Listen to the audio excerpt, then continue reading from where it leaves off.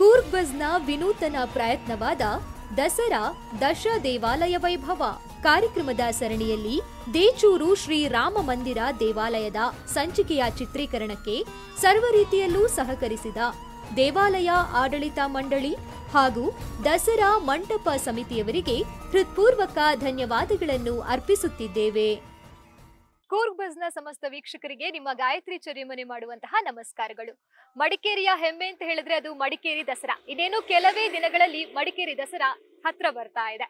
ಮಡಿಕೇರಿ ದಸರಾದಲ್ಲಿ ಪಾಲ್ಗೊಳ್ಳುವಂತಹ 10 ದೇವಾಲಯಗಳಿಂದ ಹೊರಡಿಸುವಂತಹ 10 ಮಂಟಪಗಳನ್ನ ನಾವು ನಿಮ್ಗೆ ಪರಿಚಯ ಮಾಡ್ತಾ ಇದ್ದೀವಿ. ಆ ದೇವಾಲಯದ ಇತಿಹಾಸ ಏನು, ಹಾಗೇನೆ ಈ ಬಾರಿಯ ದಸರಾಕ್ಕೆ ಯಾವ ರೀತಿಯ ಸಿದ್ಧತೆಯನ್ನ ಆ ದೇವಾಲಯಗಳು ಮಾಡ್ಕೊಳ್ತಾ ಇದೆ ಅನ್ನೋದನ್ನ ನಮ್ಮ ವೀಕ್ಷಕರಿಗೆ ಪರಿಚಯ ಮಾಡಬೇಕು ಅಂತ ಇದೊಂದು ವಿನೂತನ ಕಾರ್ಯಕ್ರಮವನ್ನ ನಿಮ್ಮ ಮುಂದೆ ಪ್ರಸ್ತುತಪಡಿಸ್ತಾ ಇದ್ದೀನಿ. ಈಗಾಗಲೇ ಕೆಲವು ದೇವಾಲಯಗಳು ಹಾಗೆ ಮಂಟಪಗಳನ್ನ ನಾನು ನಿಮ್ಗೆ ಪ್ರಸ್ತುತಪಡಿಸಿದ್ದೇನೆ. ಇವತ್ತು ಕೂಡ 10 ದೇವಾಲಯಗಳಲ್ಲಿ ಒಂದು ದೇವಾಲಯದ ಮುಂದೆ ನಾನಿದ್ದೀನಿ. ಅದುವೇ ನಮ್ಮ ದೇಚೂರಿನಲ್ಲಿರುವ ದೇಚೂರು ಶ್ರೀ ರಾಮ ಮಂದಿರ ದೇವಾಲಯ. ಬನ್ನಿ ಈ ದೇವಾಲಯದ ಇತಿಹಾಸ ತಿಳ್ಕೊಳ್ಳೋಣ. ಹಾಗೇನೆ ಈ ಬಾರಿ ಯಾವ ರೀತಿಯ ಸಿದ್ಧತೆಯನ್ನ ಈ ದೇವಾಲಯ ಸಮಿತಿಯವರು ಮಾಡ್ಕೊಳ್ತಾ ಇದ್ದಾರೆ ಅನ್ನೋದನ್ನ ಇವತ್ತಿನ ಎಪಿಸೋಡ್ ಅಲ್ಲಿ ನೋಡೋಣ. ಹಾಗೆ ಕಲಾವಿದರ ಬಗ್ಗೆ ಕೂಡ ಸಾಕಷ್ಟು ಮಾಹಿತಿಯನ್ನ ತಿಳ್ಕೊಳ್ಳೋಣ. ಮತ್ತೊಮ್ಮೆ ಪ್ರೀತಿಯ ಸ್ವಾಗತ. ಇದು ದಸರಾ ದಶ ದೇವಾಲಯ ವೈಭವ.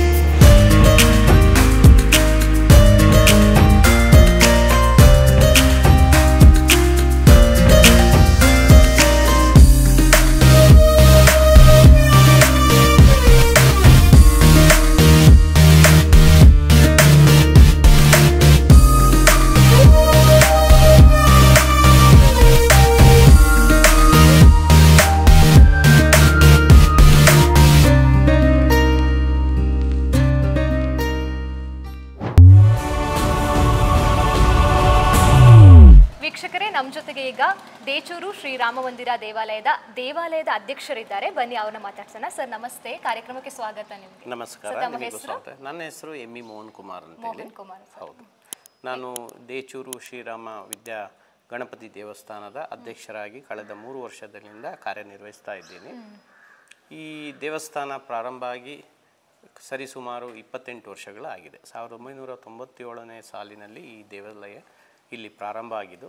ಇದಕ್ಕಿಂತ ಪೂರ್ವದಲ್ಲಿ ನಮ್ಮಲ್ಲಿ ಹಿಂದೆ ರಾಮ ಮಂದಿರ ಅಂತ ಹೇಳಿತ್ತು. ಅದು ಮೂಲ ಸ್ಥಾನ. ಈ ದೇವಸ್ಥಾನ ರಾಮ ಮಂದಿರ, ಆ ರಾಮ ಮಂದಿರದ ಒಂದು ಪ್ರೇರಣೆಯಿಂದ ಈ ಗಣಪತಿ ದೇವಸ್ಥಾನ ನಾವು ಪ್ರಾರಂಭ ಮಾಡಿದ್ದೀವಿ.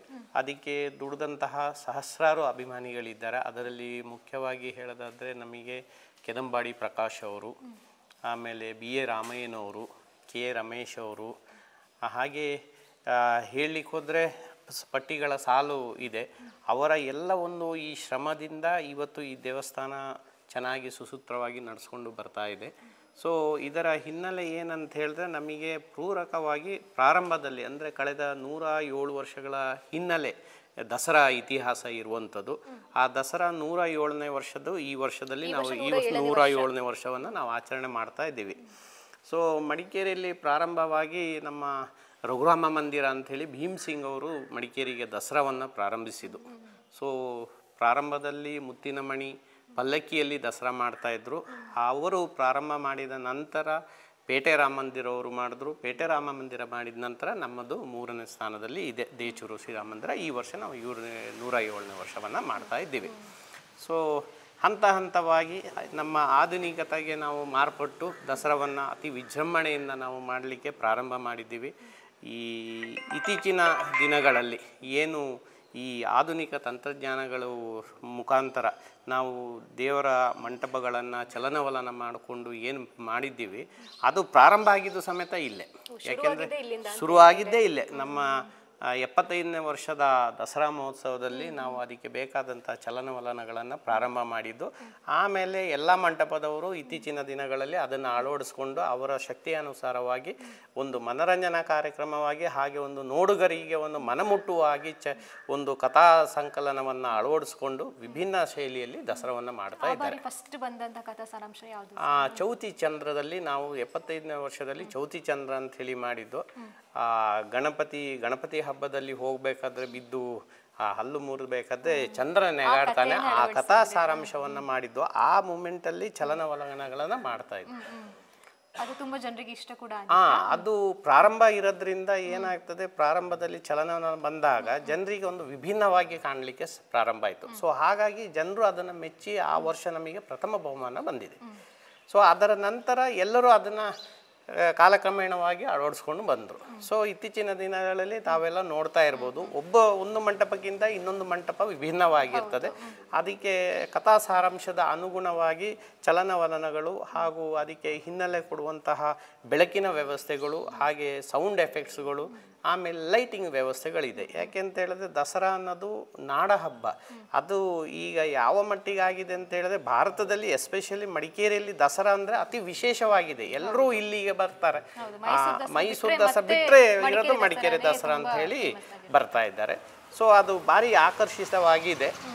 ಎಷ್ಟೇ ಸರ್ಕಾರದ ಕಡಿವಾಣಗಳನ್ನು ಹಾಕಿದ್ರೂ ಸಮೇತ ಎಲ್ಲ ಮಂಟಪದವರು 10 ಮಂಟಪದವರು ತಮ್ಮ ಶಕ್ತಿಯಾನುಸಾರವಾಗಿ ಮೀರಿ ಅದನ್ನು ಜನರಿಗೆ ಪ್ರದರ್ಶನ ಮಾಡ್ತಾ ಇದ್ದಾರೆ. ಅದಕ್ಕೆ ಜನರ ಸಹಕಾರನೂ ಇದೆ. ಯಾಕೆ ಅಂತ ಹೇಳಿದ್ರೆ, ಒಂದು ಮಂಟಪ ಮಾಡಬೇಕಾದ್ರೆ ಕನಿಷ್ಠ ಪಕ್ಷ 20ರಿಂದ 25 ಲಕ್ಷ ರೂಪಾಯಿ ಬೇಕು. 20ರಿಂದ 25 ಲಕ್ಷ ರೂಪಾಯಿನ ನಾವು ಹೊಂದಿಸ್ಕೋಬೇಕಂತ ಹೇಳಿದ್ರೆ ಜನರಿಂದ ದೇಣಿಗೆಯನ್ನು ಪಡ್ಕೊಂಡೇ ಮಾಡಬೇಕು. ಸಹಕಾರ ಹೇಗಿದೆ ಸರ್ ನಮ್ಮ ಈ ಸಾರ್ವಜನಿಕರ, ನಮ್ಮ ಈ ದೇಚೂರು ರಾಮ ಮಂದಿರದ ಮೇಲೆ? ದೇಚೂರು ರಾಮ ಮಂದಿರದ ಮೇಲೆ ಸಾರ್ವಜನಿಕರ ಸಹಕಾರ ಬಹಳ ಉತ್ತಮ ರೀತಿಯಲ್ಲಿದೆ. ಯಾಕೆ ಅಂತ ಹೇಳಿದ್ರೆ, ಜನರ ಸಹಕಾರದಿಂದನೇ ನಾವು ನಾಡ ಹಬ್ಬ ಮಾಡಬೇಕು. ಅದಕ್ಕೆ ಪೂರಕವಾಗಿ ಸರ್ಕಾರದ ಸ್ಪಂದನೆ ಸಿಕ್ಕಲ್ಲ ಅಂತ ಹೇಳಿಲ್ಲ, ಆದರೆ ನಾವು ಅತಿ ಹೆಚ್ಚಿನ ಮಟ್ಟದಲ್ಲಿ ನಿರೀಕ್ಷೆ ಮಾಡ್ಲಿಕ್ಕೆ ಆಗಲ್ಲ. ಸಾಲಲ್ಲ, 100% ಸಾಲಲ್ಲ. ಯಾಕೆ ಅಂತ ಹೇಳಿದ್ರೆ, ನಾನು ಈಗಲೇ ನಿಮಗೆ ಹೇಳಿದೆ, ಒಂದು ಮಂಟಪ ಹೊರಡಬೇಕಾದ್ರೆ 20ರಿಂದ 25 ಲಕ್ಷ ರೂಪಾಯಿ ಬೇಕು. ಈಗ ಸರ್ಕಾರದ ಏನೇ ಅನುದಾನ ಬಂದರೂ ಯಾವುದೇ ಒಂದು ಕೆಲಸಕ್ಕೆ ಸೀಮಿತಕ್ಕೆ ಸಿಗ್ತದೆ. ಯಾಕೆಂದರೆ 25 ಲಕ್ಷದಷ್ಟು ಅನುದಾನ ಬರೋದಿಲ್ಲ. ಸರ್ಕಾರದಿಂದ 3ರಿಂದ 4, 5 ಲಕ್ಷ ರೂಪಾಯಿ ತನಕ ಬರ್ಬೋದು. ಅದು ಯಾವುದೋ ಒಂದು ಇದಕ್ಕೆ ಸೀಮಿತ ಆಗ್ತದೆ. ಜನರ ವಂತಿಗೆ ಏನು ಸಿಗ್ತದೆ, ಜನರ ಹೆಚ್ಚಿನ ಮಟ್ಟಿಗೆಯಲ್ಲಿ ಸಿಗುವಂತಹ ವಂತಿಗೆ ಆಧಾರದ ಮೇರೆಗೆ ನಾವು ದಸರಾವನ್ನು ಮಾಡ್ತಾ ಇದ್ದೇವೆ. ಸರ್, ದಸರಾದಲ್ಲಿ ನಿಮ್ಮ ಪ್ರಕಾರ ಏನಾದರೂ ಬದಲಾವಣೆ ಬೇಕು ಅಂತ ಹೇಳಿದ್ರೆ ನಿಮ್ಮ ಅನಿಸಿಕೆ ಏನು ಸರ್? ಅಂದರೆ ಕೆಲವೊಬ್ಬರದ್ದು ಒಂದೊಂದು ಅಭಿಪ್ರಾಯ ಇರುತ್ತೆ. ಹಾಗೆ ನೀವು ಇಷ್ಟು ವರ್ಷ ನೋಡಿ ಬಂದ ದಸರಾದಲ್ಲಿ ಈ ಬಾರಿ ಈ ಥರ ಒಂದು ಬದಲಾವಣೆ ಬೇಕೇ ಬೇಕು ಅಂತ ವಿಷಯ ಇದ್ರೆ ಅದು ಯಾವುದು ಸರ್?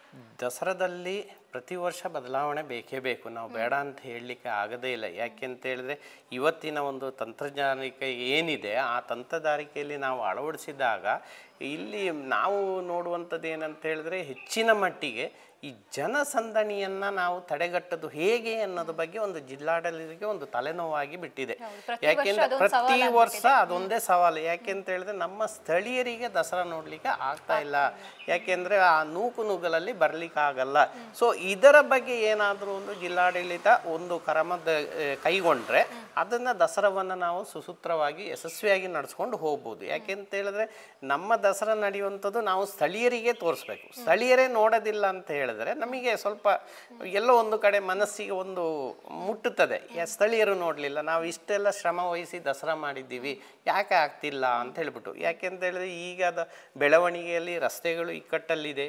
ಆ ರಸ್ತೆಗಳಲ್ಲಿ ನಾವು ಆ ಮಂಟಪಗಳನ್ನು ತೊಗೊಂಡು ಹೋಗೋದು ಕಷ್ಟ ಆಗ್ತದೆ.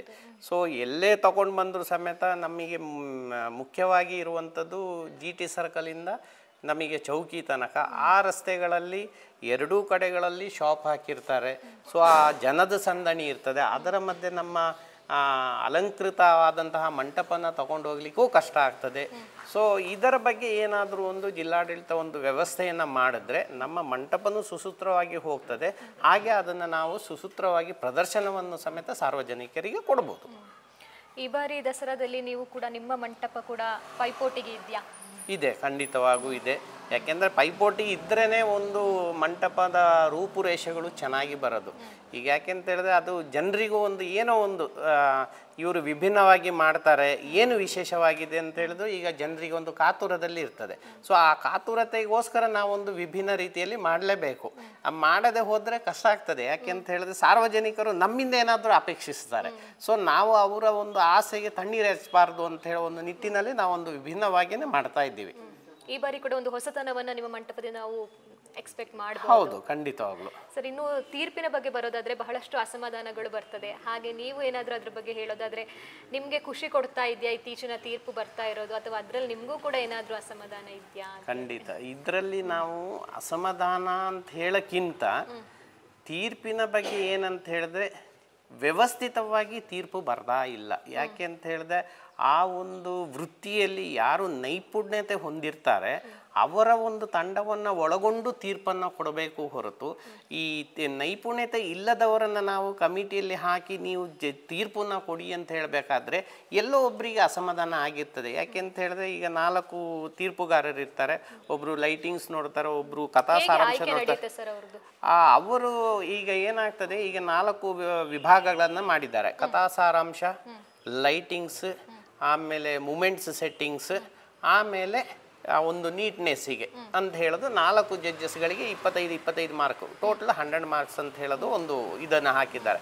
ಸೊ ಕಥಾ ಸಾರಾಂಶ ಅಂತ ಹೇಳಿದ್ರೆ ಆ ಕಥೆಯ ಬಗ್ಗೆ ಅವರಿಗೆ ಫಸ್ಟ್ ಜ್ಞಾನ ಇರಬೇಕು. ಯಾವ ಭಾಗದಿಂದ ಆಯ್ದುಕೊಂಡಿದ್ದಾರೆ, ಅದರ ಹಿನ್ನೆಲೆ ಏನು, ಆ ಹಿನ್ನೆಲೆಗೆ ತಕ್ಕಂತೆ ಸೆಟ್ಟಿಂಗ್ ಇದೆಯಾ ಅಂತ ಹೇಳ್ಬಿಟ್ಟು. ಲೈಟಿಂಗ್ಸ್ ಇದ್ದಾಗ ಆ ಲೈಟಿಂಗ್ಸಲ್ಲಿ ಅನುಭವಿ ಪಡೆದಂಥವರು ಇರಬೇಕು. ಸೊ ಮತ್ತು ಸೌಂಡ್ಸ್, ಈ ಎಲೆಕ್ಟ್ರಾನಿಕ್ಸ್ ಬ್ಯಾಕ್ಗ್ರೌಂಡ್ ಏನಿರ್ತದೆ ಅಂಥವ್ರನ್ನ ನಾವು ಹಾಕ್ಕೊಂಡಾಗ ಸೊ ಅವರ ಬಗ್ಗೆ ಅದ್ರ ಬಗ್ಗೆ ಅರಿವಿಕೆ ಇರ್ತದೆ. ಸೊ ಅಲ್ಲೇನಾಗ್ತದೆ ಅಂತ ಹೇಳಿದ್ರೆ ಒಂದೆರಡು ಮಾರ್ಕ್ ಆಚೆ ಈಚೆ ಬರುವಂಥದ್ದು ಸರ್ವಸಾಮಾನ್ಯ. ಈಗ ನಾವು ಇನ್ನೊಬ್ಬರಿಗೆ ನಾವು ಬಯಾಸ್ ಮಾಡುವಾಗಿಲ್ಲ. ಏನಂತ ಹೇಳಿದ್ರೆ ನಾನು ಅವರಿಂದ ಮೀರಿ ನಾನು ಕೊಡ್ಲಿಕ್ಕೆ ಆಗಲ್ಲ. ಮತ್ತು ಇನ್ನೊಂದೇನಂತ ಹೇಳಿದ್ರೆ ನಾವು 10 ಮಂಟಪದವರಿಗೆ ಹೇಳೋದೇನಂತ ಹೇಳಿದ್ರೆ ಬಹುಮಾನ ಒಂದೇ ನಮಗೆ ತೃಪ್ತಿ ಅಲ್ಲ. ನಾವು ಸಾರ್ವಜನಿಕರಿಗೆ ಏನು ಪ್ರದರ್ಶನವನ್ನು ಕೊಟ್ಟು ಅವರ ಮನಸ್ಸನ್ನು ನಾವು ಗೆಲ್ತೀವಿ ಅದೇ ನಮಗೆ ಬಹುಮಾನ. 100% ಆಗಿದೆ. ಯಾಕೆ ಅಂತ ಹೇಳಿದ್ರೆ ತಾವು ನೋಡ್ಬೋದು, ಎಲ್ಲರೂ ಇಷ್ಟಪಡೋದು ಏನಂತ ಹೇಳಿದ್ರೆ ಒಂದು ಪೇಟರಾಮಂದ್ ಇರ್ಬೋದು, ಇನ್ನೊಂದು ದೇಚೂರು ಇರ್ಬೋದು, ಈ ಥರ. ಯಾಕೆ ಅಂತ ಹೇಳಿದ್ರೆ ಚಿಕ್ಕದಾಗಿ ಆಗಿದ್ರೂ ಚೊಕ್ಕದಾಗಿ ಮಾಡಿ ಸಾರ್ವಜನಿಕರಿಗೆ ಪ್ರದರ್ಶನ ಕೊಟ್ಟು ಹೋಗಿ ಬನ್ನಿನ ಕಡಿದು ಬಂದು ದೇವಸ್ಥಾನಕ್ಕೆ ತಲುಪ್ತದೆ. ಈ ನಾವು ಹೇಳ್ತೀವಿ ನೀವು ದೊಡ್ಡದಾಗಿ ಮಾಡಿ ಬೇಡ ಅಂತ ಹೇಳಲ್ಲ, ಬಟ್ ನೀವು ನಗರ ಪ್ರದರ್ಶನ ಮಾಡಿ ಬಂದು ನೀವು ದೇವಸ್ಥಾನಕ್ಕೆ ಮಂಟಪವನ್ನು ತಗೊಂಡು ಬನ್ನಿ, ಅರ್ಧದಲ್ಲಿ ನಿಲ್ಲಿಸಬೇಡಿ. ಯಾಕೆಂದರೆ ಕೆಲವರಿಗೆ ಆ ಮಂಟಪನೇ ಬಂದಿಲ್ಲ, ಏನು ಮಂಟಪ ಮಾಡಿದ್ದಾರೆ ಅಂಥೇಳಿ ಸ್ಥಳೀಯರಿಗೆ ಗೊತ್ತಾಗೋದಿಲ್ಲ. ಸೊ ಹಾಗಾಗಿ ಸಾರ್ವಜನಿಕರಲ್ಲ, ನಮ್ಮ ಸ್ಥಳೀಯರ ಮನಸ್ಸನ್ನು ಮುಟ್ಟಲಿಕ್ಕೆ ನೀವು ಪ್ರಯತ್ನ ಮಾಡಿದ್ರೆ ಅದಕ್ಕಿಂತ ದೊಡ್ಡ ಬಹುಮಾನ ಯಾವುದೂ ಇಲ್ಲ. ಹೌದು, ಅದು ನಿಜವಾದ ಮಾತು. ಕರೆಕ್ಟ್ ಅಲ್ವಾ? ಸೊ ಅದನ್ನ ಪ್ರಯತ್ನವನ್ನು ಮಾಡಬೇಕು. ಹೇಗೆ ದಸರಾ ಸಿದ್ಧತೆ ಇಲ್ಲಿಂದ ಪ್ರಾರಂಭವಾಗುತ್ತೆ ಸರ್? ಸರ್, ದಸರಾ ಸಿದ್ಧತೆ ಈಗ ನಾವು ಆಲ್ರೆಡಿ ಈಗ ನಮಗೆ 2 ತಿಂಗಳು ಮುಂಚಿತವಾಗಿಯೇ ಪ್ರಾರಂಭ ಮಾಡಿದ್ದೀವಿ. ಏನಂತ ಹೇಳಿದ್ರೆ ಒಂದು ಕಥಾ ಸಾರಾಂಶ ಇರ್ಬೋದು, ಆ ಕಥಾ ಸಾರಾಂಶಕ್ಕೆ ತಕ್ಕಂತೆ ನಾವು ಬೊಂಬೆಗಳನ್ನು ಮಾಡಿಸ್ಬೇಕು. ಆ ಬೊಂಬೆಗಳನ್ನು ಮೈಸೂರು, ಮಂಗಳೂರಲ್ಲಿ ಮಾಡಿಸ್ತೀವಿ.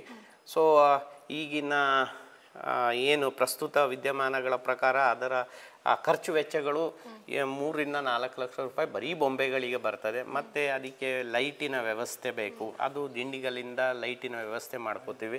ಸೌಂಡ್ಸ್, ಸ್ಟುಡಿಯೋ ಸೆಟ್ಟಿಂಗ್ಸು, ಮೂಮೆಂಟ್ಸ್, ಪ್ರತಿಯೊಂದು ಹಂತಕ್ಕೂ ದುಡ್ಡಿನ ಮೇಲೆ ಡಿಪೆಂಡ್ ಆಗ್ತದೆ. ಈಗ ನಾವು ಈಗಿನ ಟೆಕ್ನಾಲಜಿ ಪ್ರಕಾರ ಹೇಗೆ ದುಡ್ಡನ್ನು ನಾವು ಖರ್ಚು ಮಾಡ್ತೀವಿ ಆ ರೀತಿಯಲ್ಲಿ ನಮಗೆ ವ್ಯವಸ್ಥೆಗಳನ್ನು ನಾವು ಮಾಡ್ಕೋಬೋದು. ಈವನ್ ಫೈರ್ ಕ್ರ್ಯಾಕರ್ಸ್ ಇದ್ದರೂ ಸಮೇತ ನಮ್ಮಲ್ಲಿ ಅಷ್ಟು ಇಲ್ಲಿ ಡೆವಲಪ್ಮೆಂಟ್ ಆಗಿಲ್ಲ. ಒಂದು ಬ್ಯಾಂಗ್ಳೂರು ಇಲ್ಲ ಬಾಂಬೆ ಇಲ್ಲಿಂದ ತರಿಸ್ಬೇಕು. ಸೊ ನಮಗೆ ಹೆಚ್ಚು ಏನಾಗ್ತದೆ, ಈ ಟ್ರಾನ್ಸ್ಪೋರ್ಟೇಷನ್ಗೆ ದುಡ್ಡು ಹೋಗ್ಬಿಡ್ತದೆ. ನೋಡಿ, ನಮ್ಮಲ್ಲಿ ಮೊದಲೆಲ್ಲ ನನಗೆ ಗೊತ್ತಿದ್ದಾಗ, ನಾನು ಸಣ್ಣವರಿದ್ದಾಗ ಮಡಿಕೇರಿಯಲ್ಲೇ ಲೈಟಿಂಗ್ ಬೋರ್ಡನ್ನು ಮಾಡ್ತಿದ್ರು. 2-3 ಲೈಟಿಂಗ್ ಬೋರ್ಡ್ ಅವರು ಇದ್ರು. ಈಗ ಯಾರೂ ಇಲ್ಲ. ಈಗ ನಾವು ತಮಿಳ್ನಾಡು ದಿಂಡಿಗಲ್ಲಿಂದ ಬರಬೇಕು. ಸೊ ಬರೀ ಟ್ರಾನ್ಸ್ಪೋರ್ಟೇಷನ್ 40,000 ರೂಪಾಯಿ ಆಗ್ತದೆ.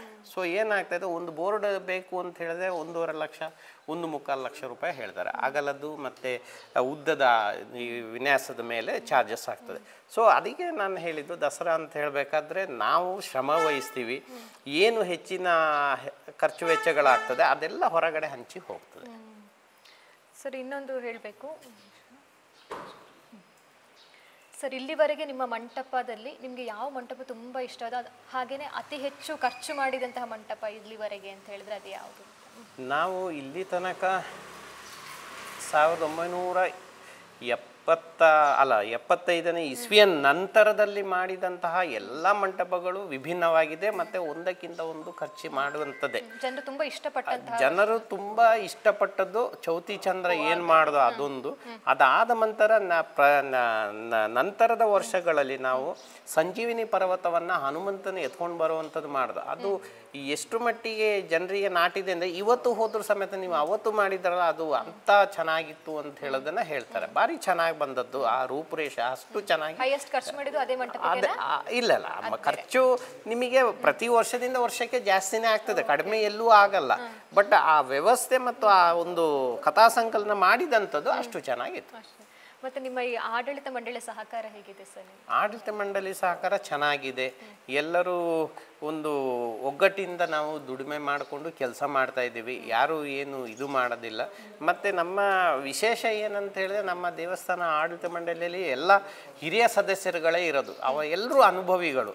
ಸೊ ಅವರ ಅನುಭವ ಇರೋದನ್ನು ಅವರು ನಮಗೆ ಹೇಳ್ತಾರೆ. ಅದರ ಪ್ರಕಾರ ನಾವು ಕೆಲಸ ಕಾರ್ಯಗಳನ್ನು ಮಾಡ್ಕೊಂಡು ಹೋಗ್ತಾ ಇದ್ದೀವಿ. ಈ ಬಾರಿ ನಿಮ್ಮ ದಸರಾಕ್ಕೆ ಹೊರಡಿಸುವಂತಹ ಮಂಟಪದ ಸಮಿತಿ ಅಧ್ಯಕ್ಷರು ಯಾರಾಗಿದ್ದಾರೆ? ಈ ಬಾರಿಯ 107ನೇ ವರ್ಷದ ದಸರಾ ಮಂಟಪದ ಅಧ್ಯಕ್ಷರಾಗಿ ಮಿಸ್ಟರ್ ವೇಣು ಅವರು ಇದ್ದಾರೆ. ಅವರು ಪುಟಾಣಿ ನಗರದ ಗುತ್ತಿಗೆದಾರರು ಕೆಲಸ ಮಾಡ್ತಿದ್ದಾರೆ. ಅವರು ಈ ವರ್ಷದ್ದು ನಮ್ಮ ದೇವಸ್ಥಾನದ ದಸರಾ ಮಂಟಪದ ಅಧ್ಯಕ್ಷರಾಗಿದ್ದಾರೆ. ಅವರ ಸಹಕಾರ ಹೇಗಿದೆ ಸರ್? ಅವರ ಅಧ್ಯಕ್ಷರು ಚೆನ್ನಾಗಿದ್ದಾರೆ, ಸಹಕಾರ ಇದೆ, ಶ್ರಮಪಟ್ಟು ಕೆಲಸ ಮಾಡ್ತಾರೆ. ಅವರು ಎಷ್ಟೇ ಒತ್ತಡದಲ್ಲಿ ಕೆಲಸ ಇದ್ದು ಸಮೇತ ಅದನ್ನು ಬಿಟ್ಟು ದಸರಾಕ್ಕೋಸ್ಕರ ದುಡಿತಾ ಇದ್ದಾರೆ. ನೀವು ಇಷ್ಟುವರೆಗಿನ ಅಧ್ಯಕ್ಷರನ್ನು ನೆನೆಸ್ಕೊಳ್ಳೋದಾದ್ರೆ ಯಾರ್ದಾರು ಕೊಡುಗೆ ತುಂಬಾ ಇದೆ, ನಾವು ಅದೇ ರೀತಿ ನಾವು ಅವರ ಏನಾದರೂ ನಿಯಮಗಳನ್ನ ಪಾಲಿಸ್ಕೊಳ್ಬೇಕು, ನಾವು ಕೂಡ ಅಳವಡಿಸ್ಕೊಳ್ಬೇಕು ಅಂತ ಹೇಳಿದ್ರೆ ಯಾರನ್ನ ನೆನಪಿಸ್ಕೊಳ್ಳೋಕೆ ಇಷ್ಟಪಡ್ತೀರಾ?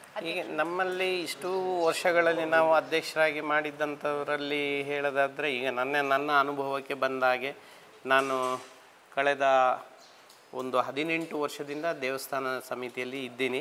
ನಾನು ನೋಡ್ತಾ ಇದ್ದೀನಿ ಎಷ್ಟು ಜನರು ಅದಕ್ಕೆ ಶ್ರಮಪಟ್ಟು ಕೆಲಸ ಮಾಡಿದ್ದಾರೆ ಅಂತ ಹೇಳಿದ್ರೆ, ನಮ್ಮ ಸರ್ವೆ ಡಿಪಾರ್ಟ್ಮೆಂಟಲ್ಲಿ ವಿಜಯ್ ಕುಮಾರ್ ಅಂತ ಹೇಳಿದ್ರು, ಅವರು ಕೆಲಸ ಮಾಡಿದ್ದಾರೆ.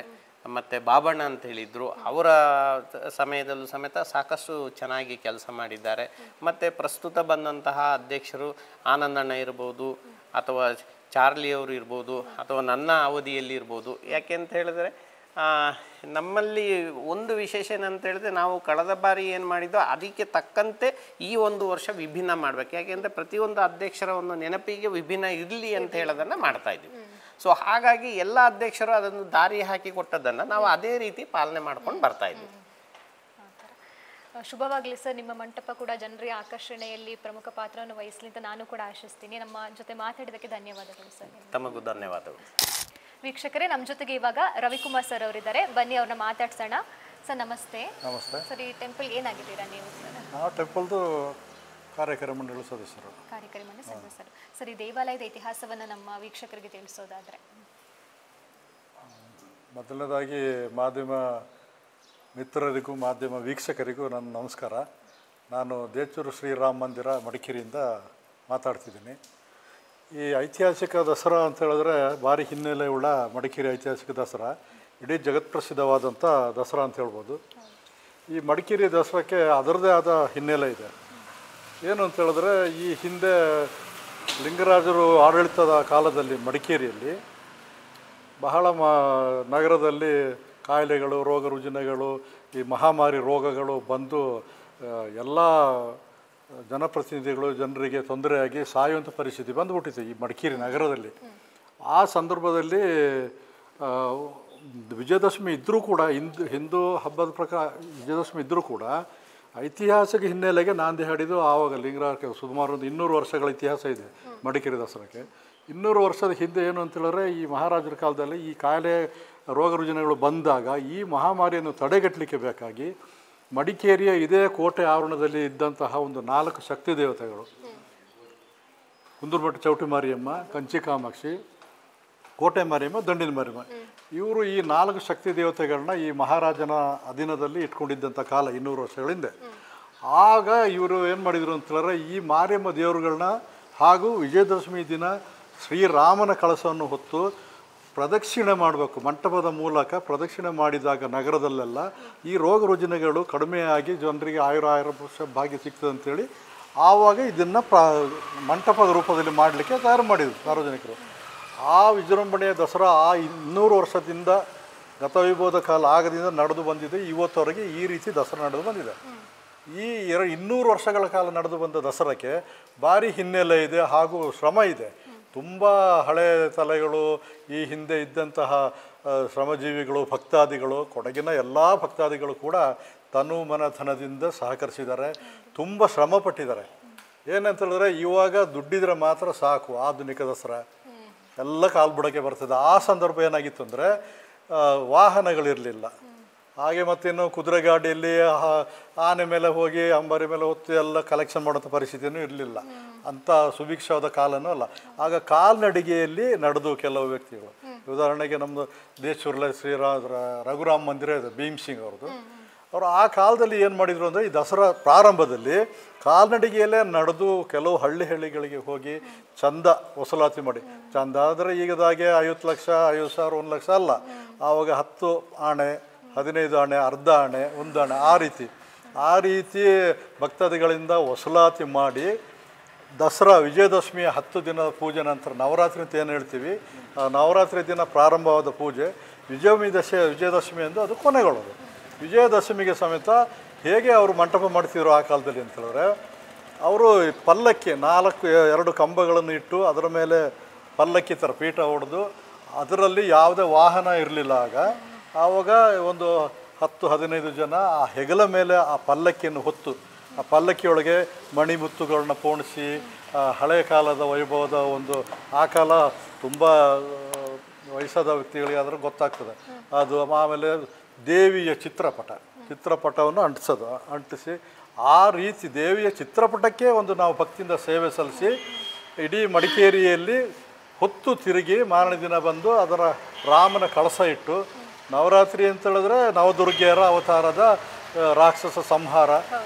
ನವರಾತ್ರಿ ಕಳೆದು ದಶಮಿ ಎಂದು ಏನಂತಂದ್ರೆ ವಿಶೇಷವಾಗಿದೆ ಏನಂದರೆ ಶ್ರೀರಾಮನ ಪೂಜೆ, ರಾಮನ ಪಟ್ಟಾಭಿಷೇಕ, ರಾಮನಿಗೆ ಅಭಿಷೇಕ ಆಗಿದ್ದು ಈ ರೀತಿಯ ಪ್ರತೀತ. ಹಾಗೆ ರಾಮನ ಕಳಸವನ್ನು ಇಟ್ಟು ನಾವು ಇಡೀ ನಗರದಲ್ಲಿ ಸುತ್ತಿ ಮಾರನೇ ದಿನ ಬಂದು ನಾವು ಅದನ್ನು ಪ್ರತಿಷ್ಠಾಪನೆ ರಿಮೂವ್ ಮಾಡುವಂಥ ಒಂದು ವ್ಯವಸ್ಥೆ ಇತ್ತು.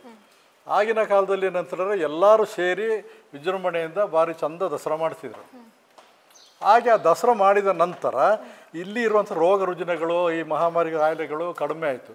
ಆಗ ಈ ನಮ್ಮ ಶಕ್ತಿ ದೇವತೆಗಳು 4 ಕರಗ ದೇವತೆಗಳನ್ನು ಕೂಡ ಈ ಹಿಂದೆ ಸ್ಥಳದಲ್ಲೇ ಪೂಜೆ ಮಾಡಿಕೊಂಡು ಸೇವೆ ಸಲ್ಲಿಸ್ಕೊಂಡು ಬರ್ತಿದ್ರು. ಈ 200 ವರ್ಷಗಳ ಹಿಂದೆ ಏನಾಯಿತು ಅಂತ ಹೇಳಿದ್ರೆ, ಕಲಶದಲ್ಲಿ ಅವಳನ್ನು ಪ್ರತಿಷ್ಠಾಪನೆ ಮಾಡಿ ಇದೇ ಮಡಿಕೆಯಲ್ಲಿರುವಂಥ ಪಂಪಕೆರೆಯಲ್ಲಿ ಆ ಕಳಸದಲ್ಲಿ ಆ ದೇವಿಯ ಒಂದು ಶಕ್ತಿಯನ್ನು ಸ್ಥಾಪನೆ ಮಾಡಿ ಕಳಸ ರೂಪದಲ್ಲಿ ಅದನ್ನು ಕಟ್ಟಿ ತಲೆಯ ಮೇಲೆ ಇಟ್ಟು ಅದನ್ನು ಇಡೀ ನಗರದಲ್ಲಿರುವಂಥ ಎಲ್ಲ ದೇವಸ್ಥಾನ ಭಕ್ತಾದಿಗಳ ಮನೆಗೆ ತೆರಳಿ ಆಯುರಾರೋಗ್ಯ ಭಾಗಿಲು ಸಿಕ್ಕಲಿ ಅಂತ ಹಾಕ್ಕೊಂಡು ಆ ಶಕ್ತಿ ದೇವತೆಗಳನ್ನ ಯಾವಾಗಿಂದ ಅವರು ಹೊರಕ್ಕೆ ಶುರು ಮಾಡಿದ್ರು ಆಗದಿಂದ ಮಡಿಕೇರಿ ನಗರ ಸುಭಿಕ್ಷೆಯಿಂದ ಆಯುರಾರೋಗ್ಯ ಐಶ್ವರ್ಯದಿಂದ ಕೂಡಿ ಬಂದಿದೆ. ಹಾಗೆ ನಡೆದು ಬಂದ ದಸರಾ ಇಲ್ಲಿಯವರೆಗೆ 200 ವರ್ಷ ಕಳೆದು 2025ನೇ ಇಸ್ವಿಯವರೆಗೆ ಮಡಿಕೇರಿ ದಸರಾ ನಡೆದು ಬಂದಿದೆ. ಇದರ ಹಿನ್ನೆಲೆ ಭಾರಿ ಇದೆ. ನಾವು ಈ ದಿನದಲ್ಲೂ ನಾವು ದಸರಾ ಆಚರಣೆಯಲ್ಲಿ ಏನಾದರೂ ತಪ್ಪು ಮಾಡಿದಲ್ಲಿ ಅಥವಾ ಏನಾದರೂ ಸಮಸ್ಯೆ ತೊಂದರೆಗಳು ಆದಲ್ಲಿ ನಾವು ಐತಿಹಾಸಿಕ ಹಿನ್ನೆಲೆ ಹೇಳೋ ದಸರಾನ ಶಾಸ್ತ್ರಬದ್ಧವಾಗಿ ಸಂಪ್ರದಾಯವಾಗಿ ಕ್ರಮಬದ್ಧವಾಗಿ ಮಾಡುವಂಥದ್ದು. ಆದರೆ ಈಗಿನ ದಸರಾ ಏನಾಗಿದೆ ಅಂತ ಹೇಳಿದ್ರೆ ಆಡಂಬರ ಆಚರಣೆ ಆಗಿದೆ. ಜನಸಾಮಾನ್ಯರಿಗೆ ನೋಡಲಿಕ್ಕೆ ಸಿಕ್ಕೋದಿಲ್ಲ ದಸರಾ. ಆಮೇಲೆ ಯಾವುದೇ ಶ್ರದ್ಧಾ ಭಕ್ತಿ ಇಲ್ಲ. ಸಾವಿರಾರು ಲಕ್ಷ ಗಟ್ಟಲೆ ಹಣ ವಸೂಲಾತಿ ಆಗ್ತದೆ. ಅದರ ಜೊತೆಗೆ ಸರ್ಕಾರ ಕೂಡ ಕೈ ಜೋಡಿಸಿದೆ. ಇವಾಗ ಕರ್ನಾಟಕ ರಾಜ್ಯ ಸರ್ಕಾರ ಬರ್ತಾ ಇವಾಗ 1.5-2 ಕೋಟಿ ರೂಪಾಯಿ ಅನುದಾನ ಕೊಡ್ತದೆ. ಅದರಲ್ಲಿ ಎಲ್ಲ ಕರಗ ಮಂಟಪಗಳಿಗೆ 10 ದಶಮಂಟಪಗಳಿಗೆ ಅನುದಾನ ಕೊಡ್ತದೆ. ಶಾಸಕರಾಗಲಿ, ಜಿಲ್ಲಾಧಿಕಾರಿಗಳಾಗಲಿ, ಸಚಿವರಾಗಲಿ ಎಲ್ಲರೂ ತುಂಬ ಸಹಕಾರ ಕೊಡ್ತಾರೆ. ಭಕ್ತಾಭಿಮಾನಿಗಳು ಸಹಕಾರ ಕೊಡ್ತಾರೆ. ಆ ತುಂಬು ಹೃದಯದ ಸಹಕಾರ ಹಣಕಾಸು ಬಂದ ಈ ದಿನದಲ್ಲಿ ಸರಿಯಾದ ಕ್ರಮಬದ್ಧವಾದ ಶಾಸ್ತ್ರಬದ್ಧವಾದ ದಸರಾ ನಡೀತಾ ಇಲ್ಲ. ಹಾಗೆಯಾಗಿ ಬದಲಾವಣೆ ಖಂಡಿತ ಬೇಕು. ಯಾಕೆಂತ ಹೇಳಿದ್ರೆ ಯಾವ ರೀತಿ ನೀವು ದಸರಾ ಮಾಡ್ತಿದ್ದೀರ ಈಗ ಅದೇ ರೀತಿ ಮಡಿಕೇರಿ ನಗರ ಅಥವಾ ಕೊಡಗಲ್ಲಿ ತೊಂದರೆಗಳು ಅನಾಹುತಗಳು ಆಗ್ತಾಯಿದೆ. ಸರಿಯಾದ ಕಾಲಕ್ಕೆ ಮಳೆ ಬೆಳೆ ಆಗೋದಿಲ್ಲ. ರೋಗ ರುಜಿನಗಳು ಪುನಃ ಶುರುವಾಗಿದೆ. 2018ನೇ ಇಸ್ವಿಯಲ್ಲಿ ಯಾವಾಗಲೂ ಕಂಡು ಕೇಳರಿದ ಒಂದು ಮಹಾಪ್ರಳಯ ಮೇಘಸ್ಫೋಟ ಬಂತು. ಆಗ ಕೊಡಗಿನ ಜನರು ತತ್ತರಿಸಿ ಹೋದರು ಜಗತ್ತಲ್ಲೇ. ಅದೇ ರೀತಿ 2025ನೇ ಇಸ್ವಿಯಲ್ಲಿ 5 ತಿಂಗಳಿಂದ ಮಳೆ. ಈ ಮಳೆ ಇವತ್ತಿಗೂ ಸಮೇತ ನಿಲ್ತಿಲ್ಲ. ಅತಿ ಹೆಚ್ಚು ಮಳೆ ಇದೆ. ದಸರಾ ಕೂಡ ಈ ವರ್ಷ ಈ ಮಳೆಯಿಂದನೇ ಮಾಡುವಂಥ ಪರಿಸ್ಥಿತಿ ಬಂದಿದೆ. ಇದಕ್ಕೆಲ್ಲ ನಾವು ಏನು ಪರಿಹಾರ ಕಂಡುಕೊಳ್ಬೇಕು ಅಂತ ಹೇಳಿದ್ರೆ, ಈ ಹಿರಿಯ ಜೀವಗಳು ಇವತ್ತಿಗೂ ಕೆಲವರು ಇದ್ದಾರೆ. ಆ ಹಿರಿಯ ಜೀವಗಳು ಇವತ್ತಿಗೂ ಕೂಡ ಕ್ರಮಬದ್ಧವಾಗಿ, ಶಾಸ್ತ್ರಬದ್ಧವಾಗಿ, ಸಂಪ್ರದಾಯವಾಗಿ ಆಚರಣೆ ಮಾಡಬೇಕು. ದೇವಿಯ ಫಿಗರ್ ಮೇಲೆ, ಪ್ರಭಾವಳಿ ಮೇಲೆ ಹತ್ತಿ ಟ್ರಿಂಕಲ್ಸ್ ಹೊಡೆಯೋದು, ಅದನ್ನ ಅಲಂಕಾರ ಮಾಡೋದು, ಅಥವಾ ಪೀಠ ಮುರಿಯೋದು, ಅಥವಾ ಇನ್ನೇನೋ ತಗೊಂಡೋಗಿ, ಮೊದಲು ಹೇಗೆ ಅಂತ ಹೇಳಿದ್ರೆ ಆಯಾ ದೇವಸ್ಥಾನಗಳಿಂದ ಹೊರಟ ಮಂಟಪ ಇಡೀ ನಗರ ಪ್ರದಕ್ಷಿಣೆ ಮಾಡಿ ಬನ್ನಿ ಮಂಟಪ, AV ಸ್ಕೂಲ್ ಅಂತ ಏನು ಕರಿತೀವಿ, ಆ ಬನ್ನಿ ಮಂಟಪ ಹತ್ತಿರ ಹೋಗಿ ಅಲ್ಲಿ ನಮ್ಮ ಬನ್ನಿ ಮಂಟಪದಲ್ಲಿ ಬನ್ನಿಯನ್ನು ಕಡಿದು ತಿರುಗಿ ಬಂದು ದೇವಸ್ಥಾನದಲ್ಲೇ ಕಳಸ ಇಳಿಸಿ ನಾವು ಮಂಟಪವನ್ನು ರಿಮೂವ್ ಮಾಡುವಂಥ ಪದ್ಧತಿ ಇತ್ತು. ಇವಾಗ ಈಗಿನ ಕಾಲದ 10 ಮಂಟಪಗಳಲ್ಲಿ ಯಾವ ದೇವಸ್ಥಾನದವರು ಹೋಗಿ ಅಲ್ಲಿ ಬನ್ನಿ ಕಡಿತಾರೆ? ಯಾರೂ ಕಡಿಯೋದಿಲ್ಲ. ರಾತ್ರಿ ಯಾರೋ 4 ಜಡ್ಜ್ಗಳಿಗೆ, ತೀರ್ಪುಗಾರರಿಗೆ ದಸರಾ, ಹಾಗೂ ಅದರಲ್ಲಿ ಇರುವಂಥ ಒಂದು 10 ಜನ ಹಿರಿಯರಿಗೆ, ಯಾರಿಗೂ ಗಟ್ಟಿ ಇದ್ದವ್ರಿಗೆ ದಸರಾ ಬಿಟ್ಟರೆ, ಅನುದಾನ ಕೊಟ್ಟವರಾಗಲಿ, ಚಂದ ಕೊಟ್ಟವರಾಗಲಿ, ಭಕ್ತಿಯಿಂದ ಬಂದವ್ರಿಗಾಗಲಿ ದಸರಾ ನೋಡ್ಲಿಕ್ಕೆ ಸಾಧ್ಯನೇ ಇಲ್ಲ. ಇದೆಲ್ಲ ಸಮಸ್ಯೆ ಏನಾದರೆ ನಮ್ಮ 10 ಮಂಟಪಗಳಲ್ಲಿ ಪೇಟೆ ಶ್ರೀರಾಮ ಮಂದಿರ, ದೇಚೂರು ಶ್ರೀರಾಮ ಮಂದಿರ 2 ದೇವಸ್ಥಾನಗಳು ಸಿಂಪಲ್ಲಾಗಿ ಮಾಡಿ ಅವರು ಬನ್ನಿ ಮಂಟಪಕ್ಕೆ ಬನ್ನಿ ಕಡಿದು ಬರ್ತಾರಲ್ದಿರ್ತು. ಇನ್ನು 8 ಮಂಟಪಗಳು ಕೂಡ ಬನ್ನಿ ಕಡಿಬೋದು, ಅವ್ರು ಹೋಗಿ ಕಾರ್ ಜೀಪಲ್ಲಿ ಹೋಗಿ ಬನ್ನಿ ಕಡಿದು ಬರ್ತಾರೆ. ಆದರೆ ಮಂಟಪ 200 ಮೀಟ್ರ್ ಚಲಿಸೋದಿಲ್ಲ. ಆ ಮಂಟಪ ಅಲ್ಲಲ್ಲೇ ಹೋಗಿ ತುಂಡಾಗಿ ನಿಂತು ದೇವಿಯ ಪ್ರಭಾವಳಿಗಳು, ದೇವರ ವಿಗ್ರಹಗಳು ಎಲ್ಲ ತುಂಡು ತುಂಡಾಗಿ, ಸೊಂಟ ಕುತ್ತಿಗೆ ಎಲ್ಲ ತುಂಡಾಗಿ ವಿಕೃತಿ ಮೆರೆಯುವಂಥ ದಸರಾ ಈ ಸರಿ ಆಚರಣೆ ಮಾಡ್ತಿದ್ದಾರೆ. ನನಗೆ ಗೊತ್ತಿರೋಗೆ ಸಾಧಾರಣ 20 ವರ್ಷದಿಂದ ಈ ದಸರಾ ಮಡಿಕೇರಿ ಆಚರಣೆ ಬರ್ತಿದೆ. ಈ 20 ವರ್ಷದಿಂದ ನೀವು ನೋಡಿದಾಗೆ ನಗರದಲ್ಲಿ ಯಾವುದೇ ಒಂದು ಒಳ್ಳೆಯ ರೀತಿಯ ವ್ಯವಸ್ಥೆಗಳು ಇಲ್ಲ, ಜನಸಾಮಾನ್ಯರಿಗೆ ಬದುಕಲಿಕ್ಕೆ ಆಗ್ತಿಲ್ಲ, ಯಾರೂ ಅರ್ಥ ಮಾಡೋಕ್ಕಿಲ್ಲ. ವಿಜೃಂಭಣೆ ಅಂತ ಹಣ ಬರ್ತದೆ, ವಿಜೃಂಭಣೆ ಉಣ್ದಿಂದ DJ ಸೌಂಡ್ಸ್ ಅದನ್ನು ತಾರಮರ ಹಾಕ್ತಾರೆ, ಯಾರು ಜನರಿಗೂ ಸಮೇತ ನೋಡ್ಲಿಕ್ಕೆ ಹಾಕಿಲ್ಲ. ಖಂಡಿತವಾಗ್ಲೂ DJ ಬೇಡ. ಯಾಕೆಂತ ಹೇಳಿದ್ರೆ ಒಳ್ಳೆ ಸಾಂಪ್ರದಾಯಿಕವಾದ ಕೊಡಗಿನ ವಾಲ್ಗ ಇದೆ. ಏನಾಗಿದೆ ಅದು ವಾಲ್ಗ? ಪೂಕೊಂಡಿದ್ದ ಬ್ಯಾಂಡ್ ಬರ್ತದೆ, ಮೈಸೂರು ಬ್ಯಾಂಡ್ ಬರ್ತದೆ, ಕೊಳ್ಳೇಗಾಲ ಬ್ಯಾಂಡ್, ಯಾವ ರೀತಿ ಅಂದರೆ ಮನ ಕಲಕುವಂಥ ಅಂಥ ಭಕ್ತಿ ಭಾವನೆ ಬರುವಂಥ ಸೌಂಡ್ಸ್ಗಳು, ಬ್ಯಾಂಡ್ ಸೆಟ್ಗಳನ್ನ ನಾವು ಹಾಕಿ ಈ ಹಿಂದೆ 200 ವರ್ಷ ಇತಿಹಾಸ ಇದೆ ಅಂತ ಹೇಳಿದ್ರೆ, ಈಗ 10-15 ವರ್ಷನೂ ಆಗಿಲ್ಲ DJ ಬಂದು. ಈ ಹಿಂದೆ ನಡೀಲಿಲ್ಲ ದಸರಾ ನಡೆದಿದೆ.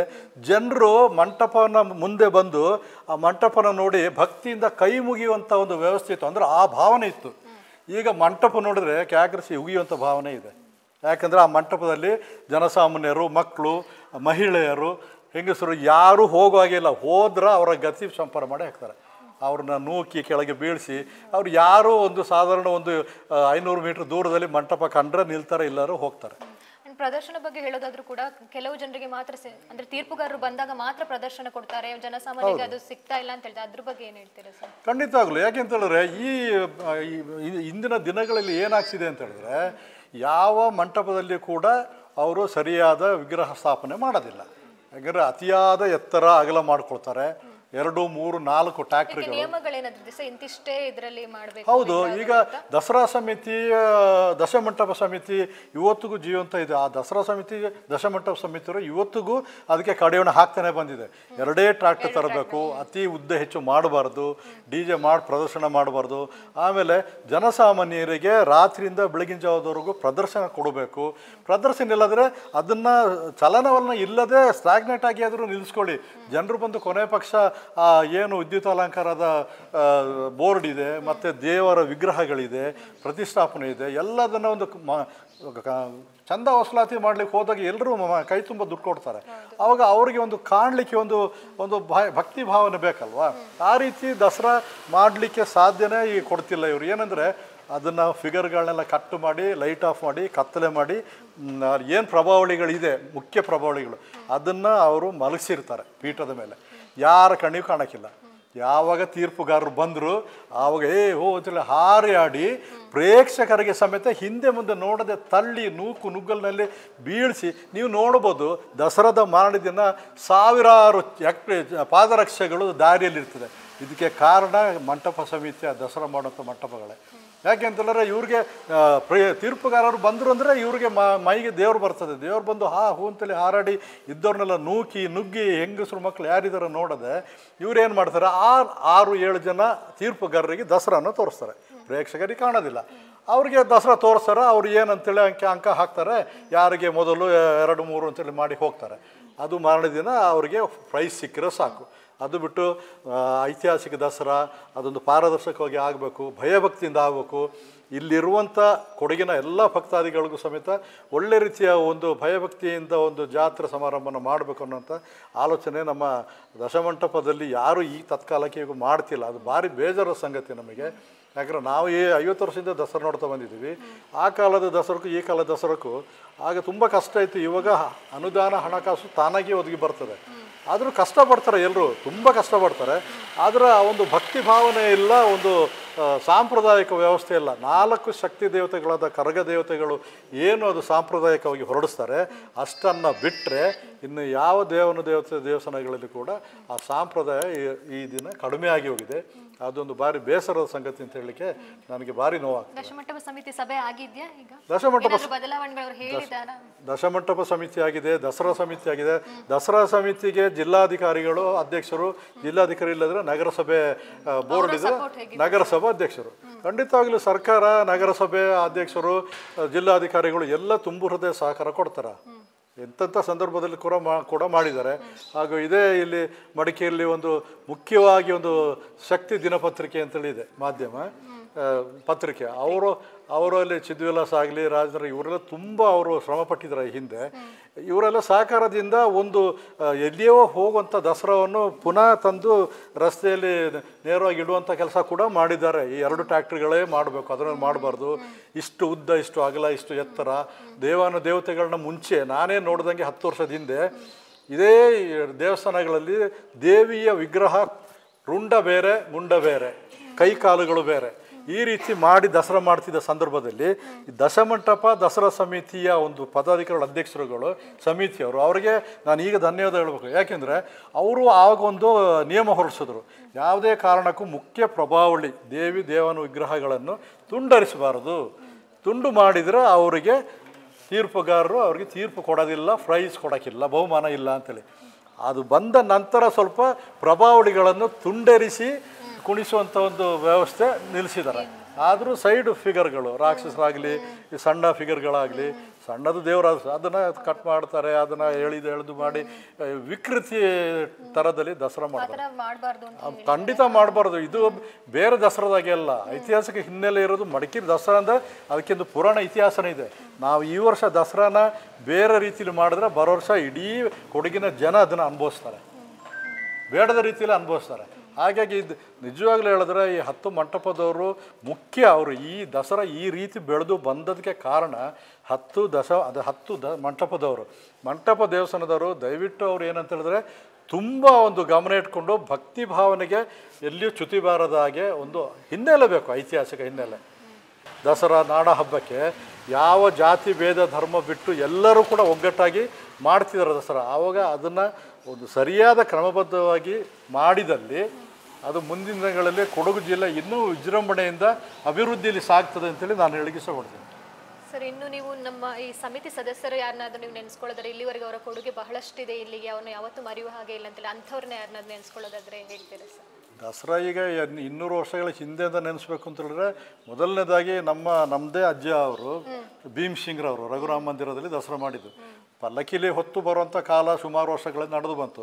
ನಂತರ ಅದನ್ನು ಒಂದು ಮಾಡಿಫೈ ಮಾಡಿದ್ರು, ಅಂದರೆ ಬದಲಾವಣೆ ಆಗಿದ್ದು ಅಂತ ಹೇಳಿದ್ರೆ ಮಡಿಕೇರಿ ದಸರಾ ಭೀಮ್ ಸಿಂಗ್ ಅವರಿಂದ. ಅವರೇನು ಮಾಡಿದ್ರು ಅಂತಾರೆ, ಈ ಟ್ಯಾಕ್ಟ್ರಿ ಇವಾಗ ಏನು ಮೊದಲೆಲ್ಲ ಪಲ್ಲಕ್ಕಿಲಿ ಹೊರ್ತಿದ್ರು, ಪೇಟೆ ರಾಮಂದಿರದವ್ರು ಮಾತ್ರ ಒಂದು ಜೀಪ್, ಸಣ್ಣ ಜೀಪಲ್ಲಿ ಮೇಲ್ಗಡೆ ಕಟ್ಕೊಂಡು ಹೋಗ್ತೀವಿ, ಹೊರಲಿಕ್ಕೆ ಜನ ಕಮ್ಮಿ ಸಮಿತಿಲಿಲ್ಲ ಅಂತ.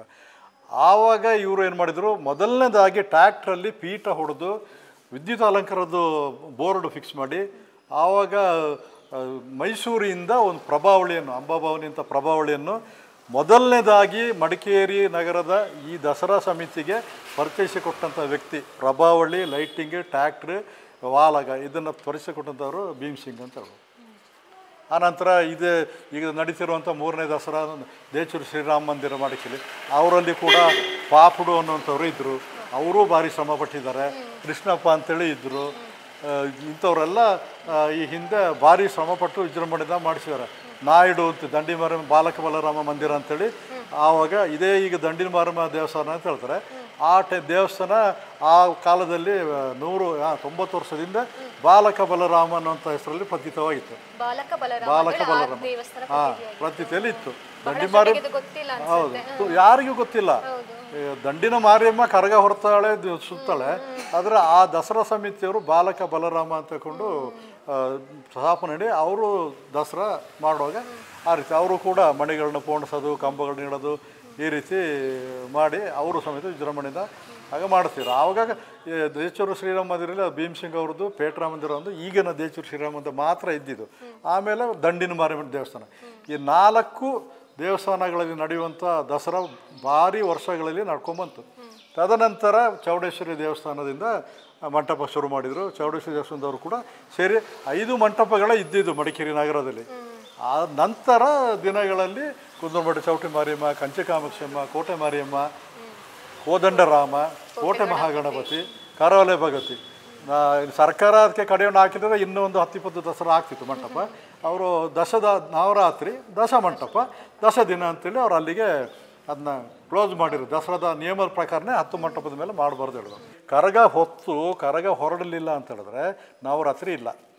ಹೊರಟ ನಂತರ ಕೂಡ ದಶಮಿ ದಿನ ಕೂಡ ಈ ಕುಂದೂರುಮಠ ಚೌಟ ಮಾರಿಯಮ್ಮ ಕರಗ ಹೊರಟು ಪೇಟರಾಮ ಮಂದಿರದ ಮಂಟಪ ಕುಂದೂರುಮಠ ಚೌಟಿ ಮಾರಿಯಮ್ಮ ದೇವಸ್ಥಾನಕ್ಕೆ ಬಂದು ಕುಂದೂರುಮಠ ಚೌಟಿ ಮಾರಿಯಮ್ಮ ಕರಗವನ್ನು ಹೊರಡಿಸದೇ ಇದ್ದರೆ ಕರಗ ಹೊರಡೋದಿಲ್ಲ. ಪೇಟೆ ಶ್ರೀರಾಮ ಮಂದಿರದವರು ಅಲ್ಲಿ ಬರಲೇಬೇಕು, ಬರದೇ ಹೋದರೆ ಕರಗ ಹೊರಡೋದಿಲ್ಲ. ಕುಂದೂರುಮಠ ಕರಗ ಹೊರಡದಿದ್ದರೆ 4 ಕರಗಗಳು ಯಾರು ಹೊರಡೋದಿಲ್ಲ. ಹೊರಿಯಕ್ಕ ಅವರು ಪೇಟರಾಮ ಮಂದಿರದವರು ಕರ್ಕೊಂಬಂದ್ಮೇಲೆ ಅವರು ಇನ್ನು 3 ಅಕ್ಕ ತಂಗಿಯರನ್ನ ಹೊರಡಿಸಿ ಅವರು ಇಡೀ ದಶಮಂಟಪಗಳಿಗೆ ಪ್ರಾರ್ಥನೆ ಮಾಡಿ ಮಹಾಮಂಗಳಾರತಿ ಆಗಿ ಅವರು ಮುಂದೆ ಚಲಿಸಿದ ಮೇಲೆ ಈ ದಶಮಂಟಪಗಳು ಹಿಂದೆ ಹೋಗುವಂಥದ್ದು. ಇಲ್ಲಾಂದರೆ ಅದು ಆಗೋದಿಲ್ಲ. ಆ ರೀತಿ ಸಂಪ್ರದಾಯ ಇದೆ. ಬೆಳಗ್ಗಿನ ಜಾವ 10ನೇ ದಿನ ಬೆಳಗ್ಗಿನ ಜಾವ 5-5:30 ಗಂಟೆ ಒಳಗೆ ಈ ಕರಗವನ್ನು ಏನು ಪ್ರತಿಷ್ಠಾಪನೆ ಮಾಡಿ ಕಳಸದಲ್ಲಿ ಇಟ್ಟಿದ್ರು ಅದನ್ನು ವಿಸರ್ಜನೆ ಮಾಡಬೇಕು ಬನ್ನಿ ಮಂಟಪದಲ್ಲಿ.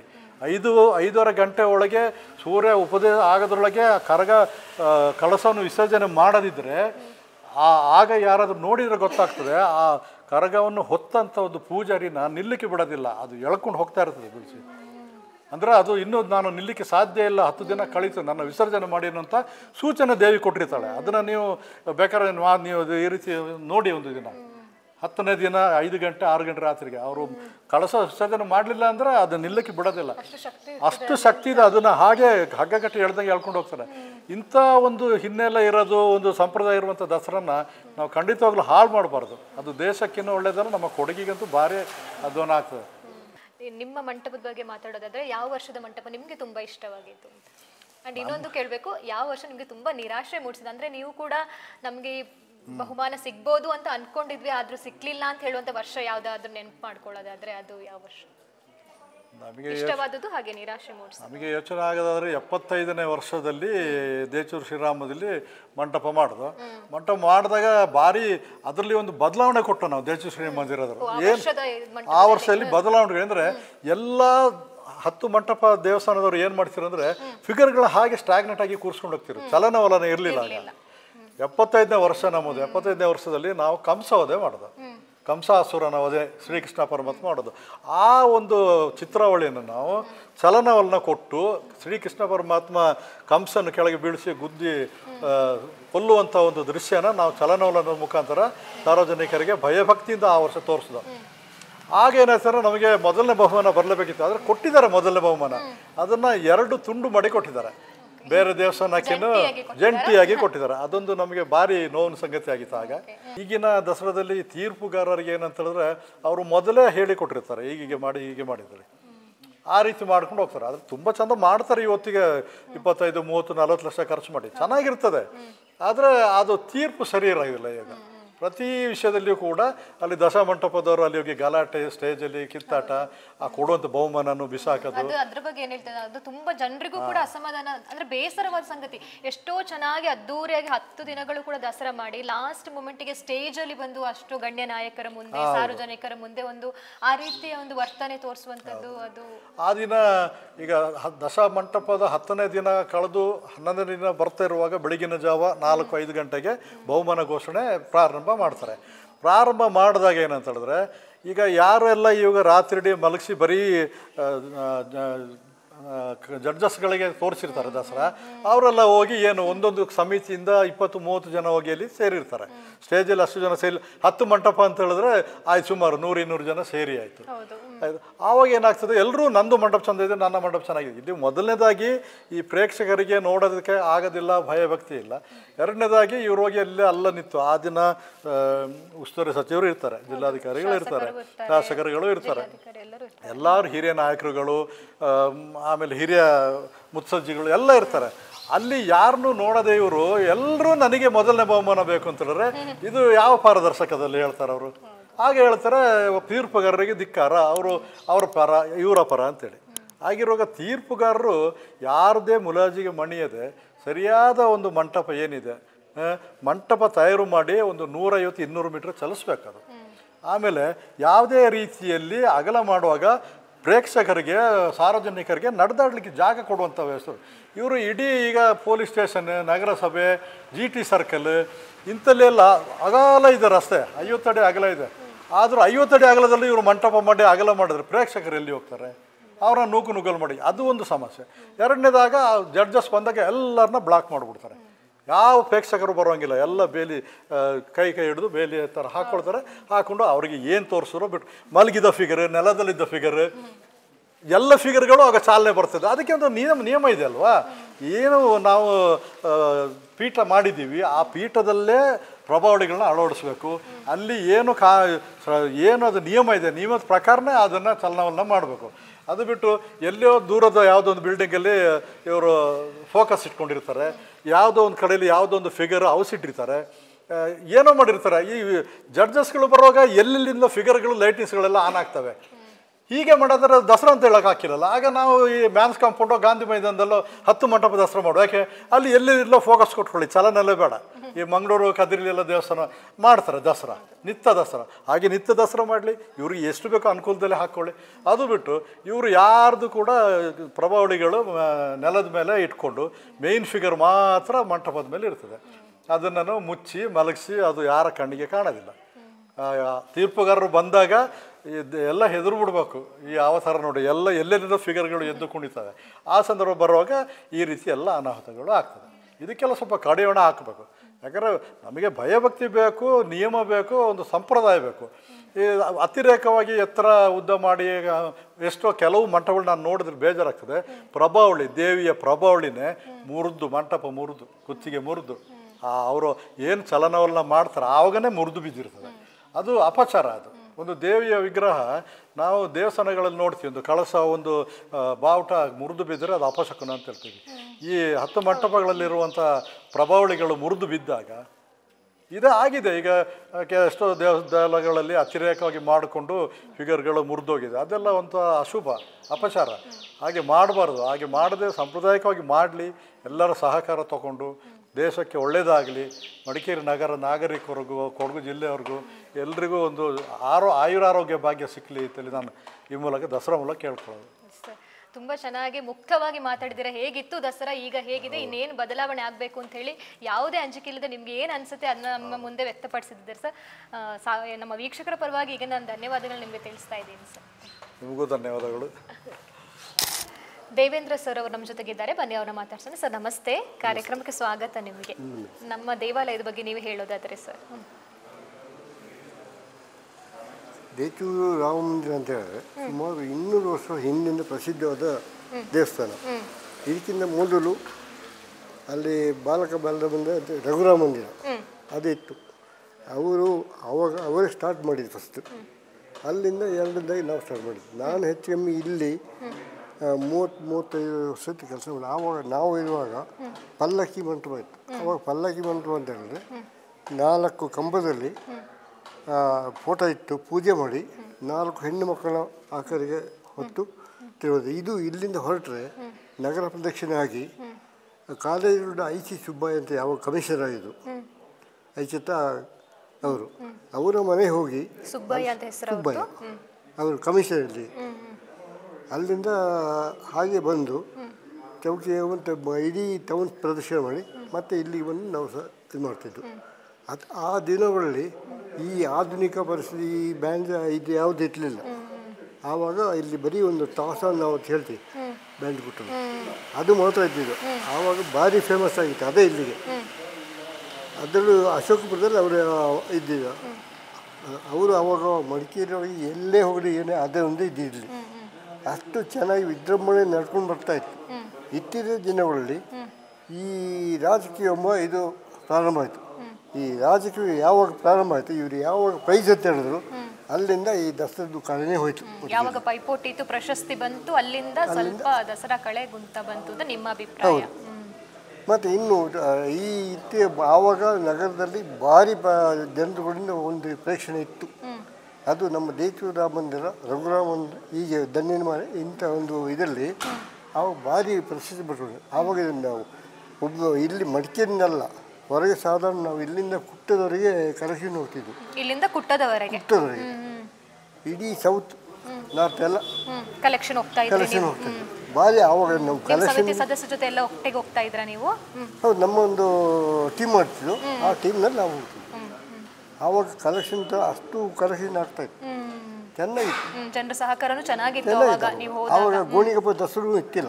ಹೌದು, ಇತ್ತೀಚಿನ ವರ್ಷಗಳಲ್ಲಿ ಗೋಣಿಗೊಪ್ಪ ದಸರಾ ಬಂದಿರೋದು. ಹೌದು, ಆ ಇತ್ತೀಚಿನ ದಿನಗಳು ಏನಂತ ಈ ದಸರಾಗಳು ಬಂದಿಂದ ಮತ್ತೆ 4 ಕರ್ಗಗಳು ಆವಾಗ ಪ್ರತಿಯೊಂದು ಇದು ಯಾವಾಗ ಮಹಾಲಯ ಪ್ರಾರಂಭ ಆಯಿತು ಅಲ್ಲಿಂದ ಮಹಾಲಯ ಅದು 9 ದಿವಸಗಳು ಪೂಜೆ ಪುರಸ್ಕಾರ ಅದು ಇದು ಅಂತೇಳಿ ಈ ಇಡೀ ನಗರ ಪ್ರದಕ್ಷಿಣೆ ಮಾಡ್ತಿದ್ದು. ಈ ಇತ್ತೀಚಿನ ದಿನಗಳಲ್ಲಿ ನಗರ ಪ್ರದಕ್ಷಿಣೆ ಇಲ್ಲವೇ ಇಲ್ಲ ಕೆಲವು ಮಂದಿರಗಳಲ್ಲಿ. ಇದು ಭಾಳ ವಿಷಾದಕರ. ಮೊದಲು ನಮ್ಮ ಇದರಲ್ಲಿ ಈ ಯಾವಾಗ ನವರಾತ್ರಿ ಪ್ರಾರಂಭ ಆಯಿತು ಆವಾಗ ಪ್ರತಿಯೊಂದು ಮನೆಗಳಲ್ಲಿ ಅಂಗಡಿಗಳಲ್ಲಿ ಭಾರಿ ಇತ್ತು. ಅವಾಗ ಇವಾಗ ಪ್ರೇಕ್ಷಣೆಗಳೇ ಇಲ್ಲ ಆ ಥರ ಇದೆ. ಮೊದಲು ನಾವು ಟೋಲ್ಗೇಟಿಂದ ಬಂದರೆ ಆ ಬಸ್ ಸ್ಟ್ಯಾಂಡು ಡೌನ್ನಲ್ಲಿ ಪ್ರತಿಯೊಂದು ಮಂಟಪ ಬರ್ತದೆ. ಅಲ್ಲಿ ಕೆಳಗೆ ಹಳೆ ಬಸ್ ಸ್ಟ್ಯಾಂಡ್ ಈಗ ಆ ಬಸ್ ಸ್ಟ್ಯಾಂಡ್ ಆವಾಗ ಪ್ರೋಗ್ರಾಮ್ ಇದ್ದೀವಿ. ಅದು ಭಾರಿ ಚೆನ್ನಾಗಿತ್ತು. ಆಗ ಕಾರ್ಯಕ್ರಮ ಅಲ್ಲಿ ನಡೀತಾ ಬಸ್ ಸ್ಟ್ಯಾಂಡ್ ಹತ್ರ. ಹೌದು, ಅಲ್ಲಿ ಬರೋ ಮಂಟಪಗಳಿಗೆ ಒಂದೊಂದೇ ಮಂಟಪಗಳಿಗೆ ಅವರು ಈ ಇತ್ತೀಚಿನ ದಿನಗಳಲ್ಲಿ ಅದನ್ನೆಲ್ಲ ಇವರು ಅಲ್ಲೆಲ್ಲ ಇದು ಮಾಡ್ತಿದ್ರು ಯಾರು ಕಲೆಗಾರರು. ಈಗ ಅದಿಲ್ಲ. ಮೊದಲು ಅಲ್ಲಿಂದ ಬರುವಾಗಲೇ ಅಲ್ಲಿ ಬಸ್ ಸ್ಟ್ಯಾಂಡ್ನಲ್ಲಿ ಎಲ್ಲ ಇದು ಮಾಡ್ಕೊಳ್ತಾ ಇದ್ರು. ಅಲ್ಲೇ ಪ್ರೈಸ್ ಬೆಳಗ್ಗೆ 6-7 ಗಂಟೆ ಆಗುವಾಗ ಪ್ರೈಸ್ ಎಲ್ಲ ಮುಗಿತು ಕತೆ. ಆವಾಗ ಈ ಧಿಕ್ಕಾರ ಅದು ಇದು ಹಾಕಿ ಜನರಿಗೆ ದೊಬ್ಬೆ ಎಳೆದು ಸ್ಥಿತಿ ಇತ್ತಿಲ್ಲ.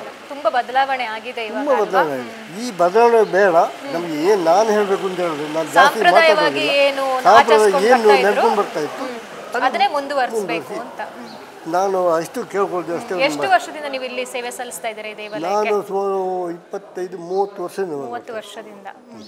ನಿಮ್ಮ ಇಷ್ಟು ವರ್ಷಗಳ ಸೇವೆಯಲ್ಲಿ ನೀವು ಯಾರನ್ನ ನೆನೆಸ್ಕೊಳ್ಳೋದಾದ್ರೆ ಇಲ್ಲಿ ದೇವಾಲಯಕ್ಕೆ ಸೇವೆ ಸಲ್ಲಿಸಿದವ್ರಲ್ಲಿ? ಇಲ್ಲಿ ನಾನು ಸೇರ್ಬೇಕಾದ್ರೆ ಇವರು HR ಕೃಷ್ಣಪ್ಪ, ತಮ್ಮಯ್ಯ, ಮತ್ತು ಇನ್ನು ಕಲೆಗಾರ ನಾಗಪ್ಪ, ಮಂಜಪ್ಪ, ತಮ್ಮಯ್ಯ ಕಾಲೇಜ್ ಇವರೆಲ್ಲ ಇದ್ದು. ಆವಾಗ ಅವರದ್ದೇ ಕೆಲಸಗಳು ಇಲ್ಲಿ ಜಾಸ್ತಿ. ಮತ್ತು ಆಮೇಲೆ ಬರ್ತಾ ಮತ್ತು TG ವೆಂಕಟಸ್ವಾಮಿ ಅಂತ ಇದ್ದರು. ಅವರು ಕೂಡ ಈ ದೇವಸ್ಥಾನ ಭಾಳ ಇದು ಮಾಡಿದ್ದಾರೆ. ಅಲ್ಲಿಂದ ಕಡೆ ಎಲ್ಲ ಯಾವಾಗ ಈ ಆಧುನಿಕತೆ ಜಾಸ್ತಿ ಆಯಿತು ಅಲ್ಲಿಂದ ಜನರು ಒಂದು ಇದು ಜಾಸ್ತಿ ಆಯಿತು. ಅಲ್ಲಿಂದ ಎಲ್ಲ ಚೇಂಜ್ ಆಯಿತು. ಇವತ್ತಿನ ದಿನಗಳಲ್ಲಿ ಈ ದಸರಾಕ್ಕೆ ಒಂದು ಯಾವ ಇದು ಇಲ್ಲ, ಕಳೆನೂ ಇಲ್ಲ. ಆ ಥರ ಆಗಿದೆ. ಪುನಃ ಹಳೆಯದು ಇದರಲ್ಲಿ ನಮಗೆ ಏನಿದ್ದು ಈ ಪ್ರೈಸ್ ಅಂತ ಹೇಳೋದು ಯಾವಾಗ ಕೈ ಬಿಡಬೇಕು ಇಲ್ಲ ಮುಂದುವರಿಸ್ಬೇಕಾದ್ರೆ ಬಸ್ ಸ್ಟ್ಯಾಂಡ್ ಡೌನ್ಗೆ ಅಲ್ಲೇ ಇದು ಮಾಡಬೇಕು. ಅದು ನನ್ನ ಸಲಹೆ, ನಿಮ್ಮ ಅಭಿಪ್ರಾಯ. ಸರ್, ನೀವು ದೇವಾಲಯದ ಬಗ್ಗೆ ಹೇಳೋದಾದ್ರೆ ಪೂಜಾ ಸಮಯಗಳು ಯಾವುದು ಇಲ್ಲಿ? ಈ ದೇವಾಲಯ ಮೊದಲು ಅಲ್ಲಿ ಹಳೆ ಮಂದಿರ ಒಂದಿತ್ತು. ಅಲ್ಲಿ ರಾಮನ ಒಂದು ಮೂಲಸ್ಥಾನ ಅದು ಅಲ್ಲಿ ಇತ್ತು. ಕಡೆಗೆ ಅದನ್ನು ಇಲ್ಲಿ ಕೊಡಂದೇರ ಬೋಪಾಯಿ ಅಂತಿದ್ದರು. ಅವರು ಈ ಸ್ಥಳ ಇದು ಬೇರೆ ಸ್ಥಳ ಕೊಡಂದೇರ ಬೋಪಾಯಿ ಅಲ್ಲಿ ಆಂಜನೇಯ ಕಲ್ಲಿದೆ ನೋಡಿ, ಅಲ್ಲಿ ಒಂದು ಸ್ಥಳ ಕೊಟ್ಟು ಆ ಕಲ್ಲೇ ಅಲ್ಲಿ ಏನು ಮಂದಿರ ಕಟ್ಟಲೆ ಆಗ್ತಾಯಿಲ್ಲ ದೇವಸ್ಥಾನ. ಈ ದೇವಸ್ಥಾನಕ್ಕಾಗಿ ನಾವು ಭಾರಿ ಕಷ್ಟಪಟ್ಟಿದ್ವಿ, ತುಂಬ ಇದು ಮಾಡಿದೆವು. ಇಲ್ಲಿ ಯಾವಾಗೆಲ್ಲ ಪೂಜೆ ನಡೆಯುತ್ತೆ? ಇಲ್ಲಿ ಪ್ರತಿದಿನ ಪೂಜೆ ಇರ್ತದೆ. ಎಷ್ಟು ಗಂಟೆಗೆ ಬರ್ಬೋದು ನಮ್ಮ ಭಕ್ತಾದಿಗಳೆಲ್ಲರೂ ಕೂಡ? ಬೆಳಿಗ್ಗೆ 6 ಗಂಟೆಯಿಂದ 9 ಗಂಟೆವರೆಗೆ. 6ರಿಂದ 9 ಗಂಟೆವರೆಗೆ. ಮತ್ತು ಅಲ್ಲಿಂದ ಸಂಜೆ 6ರಿಂದ 8 ಗಂಟೆವರೆಗೆ. ಪುನಃ ಸಂಜೆ 6ರಿಂದ 8 ಗಂಟೆವರೆಗೆ. ಅಷ್ಟರೊಳಗೆ ಬಂದ್ರೆ ದೇವಾಲಯ ತೆರೆದಿರುತ್ತೆ, ಭಕ್ತಾದಿಗಳೆಲ್ಲರೂ ಕೂಡ ಬರ್ಬೋದು. ಇನ್ನು ಯಾವ್ದಾದ್ರು ವಿಶೇಷ ಕಾರ್ಯಕ್ರಮಗಳು ಪೂಜೆಗಳು ಇಲ್ಲಿ ನಡೀತದೆ ಅಂತ ಯಾವ್ದು ಹೇಳಿದ್ರೆ? ಗಣಪತಿ ಪೂಜೆ ನಡೀತದೆ. ಗಣಪತಿ ಪೂಜೆ ಮತ್ತೆ ಬೇರೆ ಇತರ ಎಲ್ಲ ಪೂಜೆಗಳು ಇವೆ. ವಾರ್ಷಿಕವಾಗಿ ಯಾವ್ದಾದ್ರು ಒಂದು ಪೂಜೆಗಳು ನಡೀತದ ಇಲ್ಲಿ? ವಾರ್ಷಿಕವಾಗಿ ನಮ್ಮ ವಾರ್ಷಿಕ ಪೂಜೆ ನಡೀತದೆ. ಈ ದೇವಸ್ಥಾನ ಹೋಗಿ ಇವತ್ತು 28-29 ವರ್ಷ ಆಯ್ತು ಇಲ್ಲಿ. ಅಲ್ಲಿಂದ ನಾವು ವಾರ್ಷಿಕೋತ್ಸವ ಮಾಡ್ತಾ ಬರ್ತಾ ಇದ್ದೀವಿ. ಆದರೆ ಯಾವುದೇ ಏನು ತೊಂದರೆ ದೇವರು ಚೆನ್ನಾಗಿದೆ. ಇನ್ನು ಮುಂದಿನ ಇದರಲ್ಲಿ ಸ್ವಲ್ಪ ಆರ್ಟಿಸ್ಟಿನ ನಮ್ಮದು ಕೆಲಸ ಇದೆ. ಅದು ಕೆಲಸ ಅಂತ ಈ ದೇವಸ್ಥಾನ ಇನ್ನು ಮುಂದೆ ಕಳೆ ಬರ್ತದೆ. ಧನ್ಯವಾದಗಳು ನಮ್ಮ ಜೊತೆ ಮಾತಾಡಿದ್ದಕ್ಕಾಗಿ.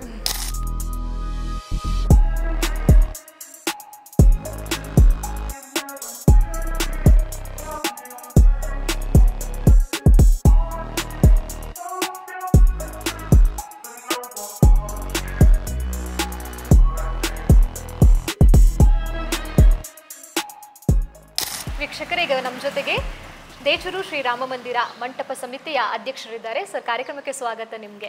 ಮೊದಲನೇದಾಗಿ ನಿಮಗೆ ಅಧ್ಯಕ್ಷರಾಗಿ ಆಯ್ಕೆಯಾಗಿದ್ದೀರಾ, ಕಂಗ್ರ್ಯಾಚುಲೇಷನ್ಸ್. ಹೇಗೆ ಅನಿಸ್ತಾ ಇದೆ ಸರ್ ನೀವು ಆಯ್ಕೆ ಆದಾಗ? ಹೇಗೆ ಆಯ್ಕೆ ಪ್ರಕ್ರಿಯೆ ಹೇಗೆ ನಡೀತದೆ ಅಂತ ಒಂದು ಹೇಳ್ಬೋದಾ? ಚೆನ್ನಾಗಿದ್ದಾರೆ ಎಲ್ಲರೂ. ನಮಗೆ ತಮ್ಮ ಹೆಸರನ್ನ ಹೇಳಿ ಮತ್ತೆ ಭಾಷೆ. ನನ್ನ ಹೆಸರು ಎ ವೇಣುಗೋಪಾಲ್ ಅಂತ ಹೇಳಿ. ಇಲ್ಲೇ ಪುಟಾಣಿ ನಗರದಲ್ಲಿ ಮನೆ. ನಾವಿಲ್ಲಿ ಸ್ಥಳೀಯರು. ಈ ಬಾರಿ ಶ್ರೀ ದೇಚೂರು ಶ್ರೀರಾಮ ಮಂದಿರ 107ನೇ ವರ್ಷ ಅಧ್ಯಕ್ಷರಾಗಿ ನಾನೇ ಆಯ್ಕೆ ಆಗಿರೋದು. ಚೆನ್ನಾಗಾಯ್ತು ಮೇಡಮ್. ತೊಂದರೆ ಅಂದ್ರೆ ಎಲ್ಲರ ಒಮ್ಮತದಿಂದ ಅವರು ನಮಗೆ ಅಧ್ಯಕ್ಷರು ಅಂತ ಹೇಳ್ಬಿಟ್ಟು ಆಯ್ಕೆ ಮಾಡ್ತಾರ ಸಮಿತಿಯವರೆಲ್ಲ? ಚೆನ್ನಾಗಿ ನಡೀತಾ ಉಂಟು ಮೇಡಮ್, ಏನು ತೊಂದರೆ ಇಲ್ಲ.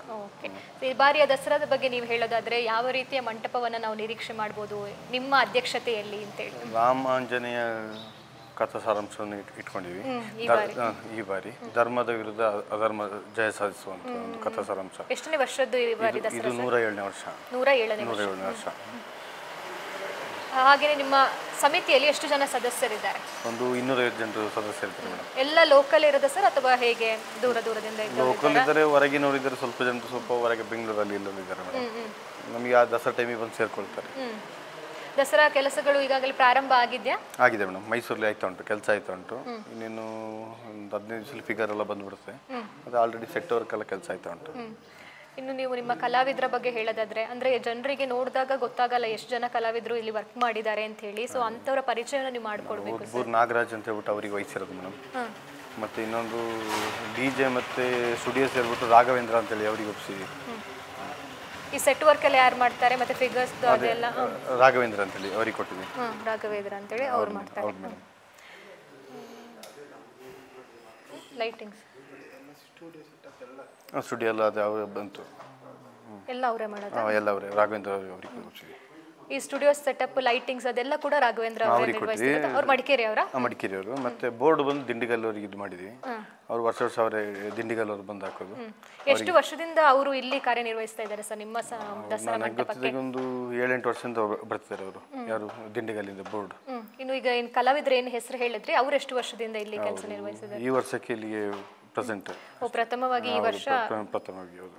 ಇಷ್ಟು ವರ್ಷಕ್ಕೆ ಕಂಪೇರ್ ಮಾಡಿದ್ರೆ ಈ ವರ್ಷ ಯಾವ ಹೊಸತನವನ್ನ ಕಾಣಬಹುದು ನಾವು ನಿಮ್ಮ ಮಂಟಪದಲ್ಲಿ? ಹೊಸತನ ಅಂತರ ಅದೇ ಸಿಂಗಲ್ ಟ್ಯಾಕ್ಟಲ್ ಮಾಡ್ತಿದ್ದೇವೆ ಮೇಡಮ್.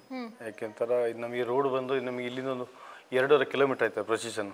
ಈ ಬಾಕಿ ಟೆಂಪಲ್ಗೆ ಬಂದು ಅಲ್ಲಿಂದ ಅಲ್ಲಿಗೆ ಪ್ರೊಸೆಷನ್ ಇರೋದು. ಇದು ತುಂಬಾ ಲಾಂಗ್ ವೇ. ನಾವು ಇಲ್ಲಿ 8 ಗಂಟೆಗೆ ಹೊರಟರು, ಟೋಲ್ ಗೇಟ್ ತಲುಪೋತಿ ನಮಗೆ ಒಂದು 12 ಗಂಟೆ ಆಯ್ತದೆ.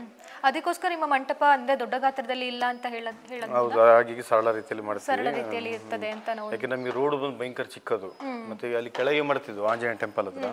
ಅಲ್ಲಿಂದ ಮತ್ತೆ ಜನಗಳು ಈ ವಂತಿಕೆ ಕೊಡೋತ್ತಿಗೆ ಹೇಳ್ತಾರೆ ನೀವು ಟೆಂಪಲ್ ಹತ್ರ ಮಾಡಿ ತಗೊಂಡೋಗ್ಬೇಕು ಅಂತ. ಹಾಗಾಗಿ ನಾವು ಈ ಬಾರಿ ನಮ್ಮ ಟೆಂಪಲ್ ಮುಂದೆನೇ ಮಾಡಿ ತಗೊಂಡಿದ್ದೀವಿ.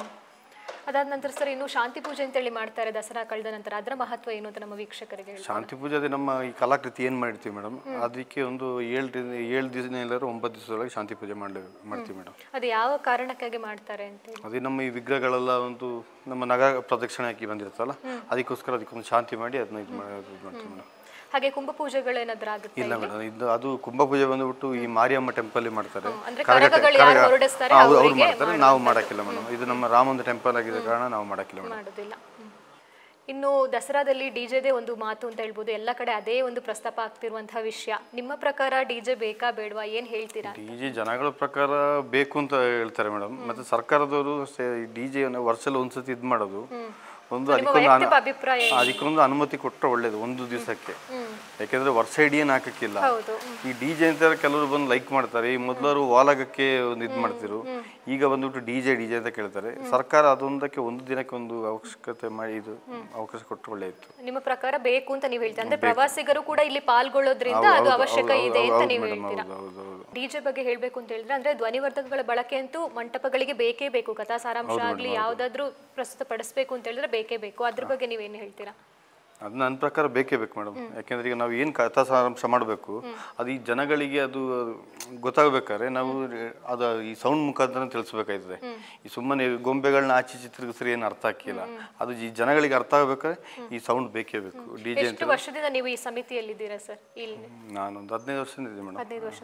ಸೊ 15 ವರ್ಷ ನೀವು ನೋಡ್ಕೊಂಡು ಬಂದಾಗೆ ಯಾವ ರೀತಿ ಇತ್ತು ದಸರಾ ಆಚರಣೆ ಅಂತ ನಿಮ್ಮ ದೇವಾಲಯವನ್ನ ನೀವು ತಗೊಂಡ್ರೆ ಈಗ ಯಾವ ರೀತಿ ಇದೆ ಅಂತ? ಮೊದಲು ತುಂಬ ಸಣ್ಣ ರೀತಿ ಇತ್ತು. ಈಗ ಸ್ವಲ್ಪ ವಿಜೃಂಭಣೆ ಸ್ವಲ್ಪ ಜೋರಾಗಿ ಇದು ಮಾಡ್ತಾರೆ ಮೇಡಮ್. ಈ ಕ್ರೈನ್ಗೆ ಏನಂತೆಲ್ಲ ಮಾಡಿ ಈ ಫಿಲಮ್ದು ಏನು ಬರ್ತದೆ ಕ್ರೈನ್ ಅಂತೆಲ್ಲ ಯೂಸ್ ಮಾಡ್ತಾರೆ ಮೇಡಮ್. ಮೊದಲು ಬಂದು ಅಲ್ಲಿ ನಿತ್ತಲ್ಲೇ ಒಂದು ಮೂಮೆಂಟ್ ಮಾಡೋವಂಥ ಮೂಮೆಂಟ್ ಇತ್ತು. ಈಗ ಸ್ವಲ್ಪ ಜಾಸ್ತಿ ಇದಾಗುಂಟು ಅಷ್ಟೇ.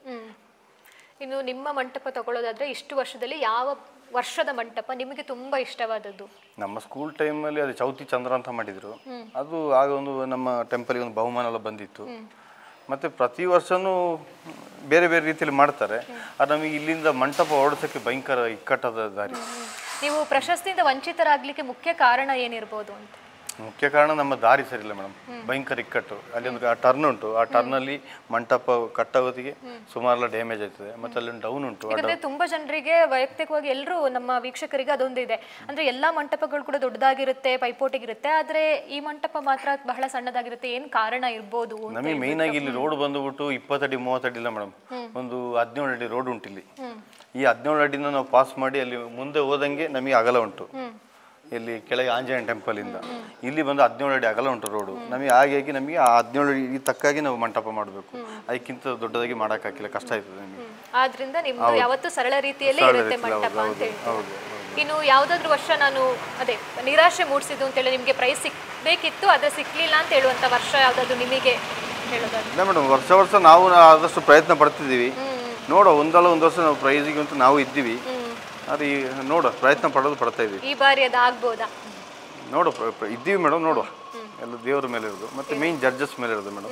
ಇನ್ನು ಜಡ್ಜ್ಮೆಂಟ್ ಬಗ್ಗೆ ನಿಮ್ಮ ಅಭಿಪ್ರಾಯ? ನೀವು ದಸರಾ ಸಮಿತಿ ಈಗ ಇದು ಅಧ್ಯಕ್ಷರಾಗಿರೋದ್ರಿಂದ ಈ ಮಂಟಪ ಸಮಿತಿದು, ಸೊ ನಿಮ್ಮದೇ ಒಂದು ಆಲೋಚನೆಗಳಿರುತ್ತೆ. ನಿಮ್ಮ ಅಭಿಪ್ರಾಯದ ಪ್ರಕಾರ ಹೇಳೋದಾದ್ರೆ ಜಡ್ಜ್ಮೆಂಟ್ ಬಗ್ಗೆ ಏನು ಹೇಳ್ತೀರಾ?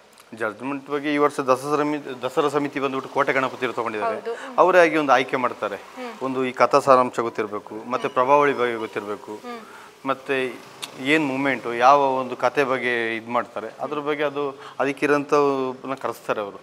ಅದೆಲ್ಲ ಸ್ವಲ್ಪ ತಿಳುವಳಿಕೆ ಇರೋಂಥವ್ರನ್ನ ಅವರು ಈ ಜಡ್ಜ್ಮೆಂಟಲ್ಲಿ ಇದು ನಮಗೆ ಏನು ಮಾರ್ಕ್ಸ್ ಉಂಟು ಅದು ಇದು ಮಾಡ್ತಾರೆ ಮೇಡಮ್. ನಿಮಗೆ ಇಷ್ಟು ವರ್ಷ ತೀರ್ಪಲ್ಲಿ ಏನು ಅನಿಸಿಲ್ವಾ? ಅಂದರೆ ಕರೆಕ್ಟ್ ಆಗಿದೆ ಅಂತ ಅನ್ಸುತ್ತಾ ಪ್ರತಿ ವರ್ಷದ ತೀರ್ಪು ನೋಡಿದಾಗ? ಅದೇ ಅದ್ರ ಪ್ರಕಾರ ಆ ಟೆಂಪಲ್ ಏನುಂಟು ಅದ್ರ ಪ್ರಕಾರ ಮಾಡ್ತಾರೆ ಮೇಡಮ್. ನಾವೀಗ ಯಾರಿಗೆ ಇದು ಮಾಡೋಕ್ಕಾಗಿ ನೆಕ್ಸ್ಟ್ ಇನ್ನೊಂದು 3 ವರ್ಷದಲ್ಲಿ ನಮಗೆ ಬಂತು ದಸ ಮಂಟಪ. ಆ ಟೈಮಲ್ಲಿ ನಮಗೆ ಬರ್ಬೋದು. ಎಷ್ಟು ವರ್ಷಕ್ಕೊಮ್ಮೆ ಹೇಗೆ ಸರ್ ಅದು ಬರೋದು ದಶಮಂಟಪದ್ದು? ದಶಮಂಟಪ ಈ ವರ್ಷದಿಂದ ವರ್ಷಕ್ಕೆ ಚೇಂಜ್ ಆಯ್ತು ಮೇಡಮ್. ಪ್ರತಿ ವರ್ಷನೂ ಒಂದೊಂದು ದೇವಾಲಯಕ್ಕೆ ಕೊಡ್ತಾರೆ. ನಿಮಗೆ ಯಾವಾಗ ಸಿಕ್ಕಿತ್ತು? ಯಾವ ವರ್ಷದಲ್ಲಿ ಸಿಕ್ಕಿತ್ತು? ನಮಗೆ 2018 ಸಿಕ್ಕಿತ್ತು. 2018 ಸಿಕ್ಕಿತ್ತು. ಇನ್ನೊಂದು 3 ವರ್ಷದಲ್ಲಿ ನಮಗೆ ಬರೋ ಚಾನ್ಸಸ್ ಇದೆ. ಹೌದು ಮೇಡಮ್.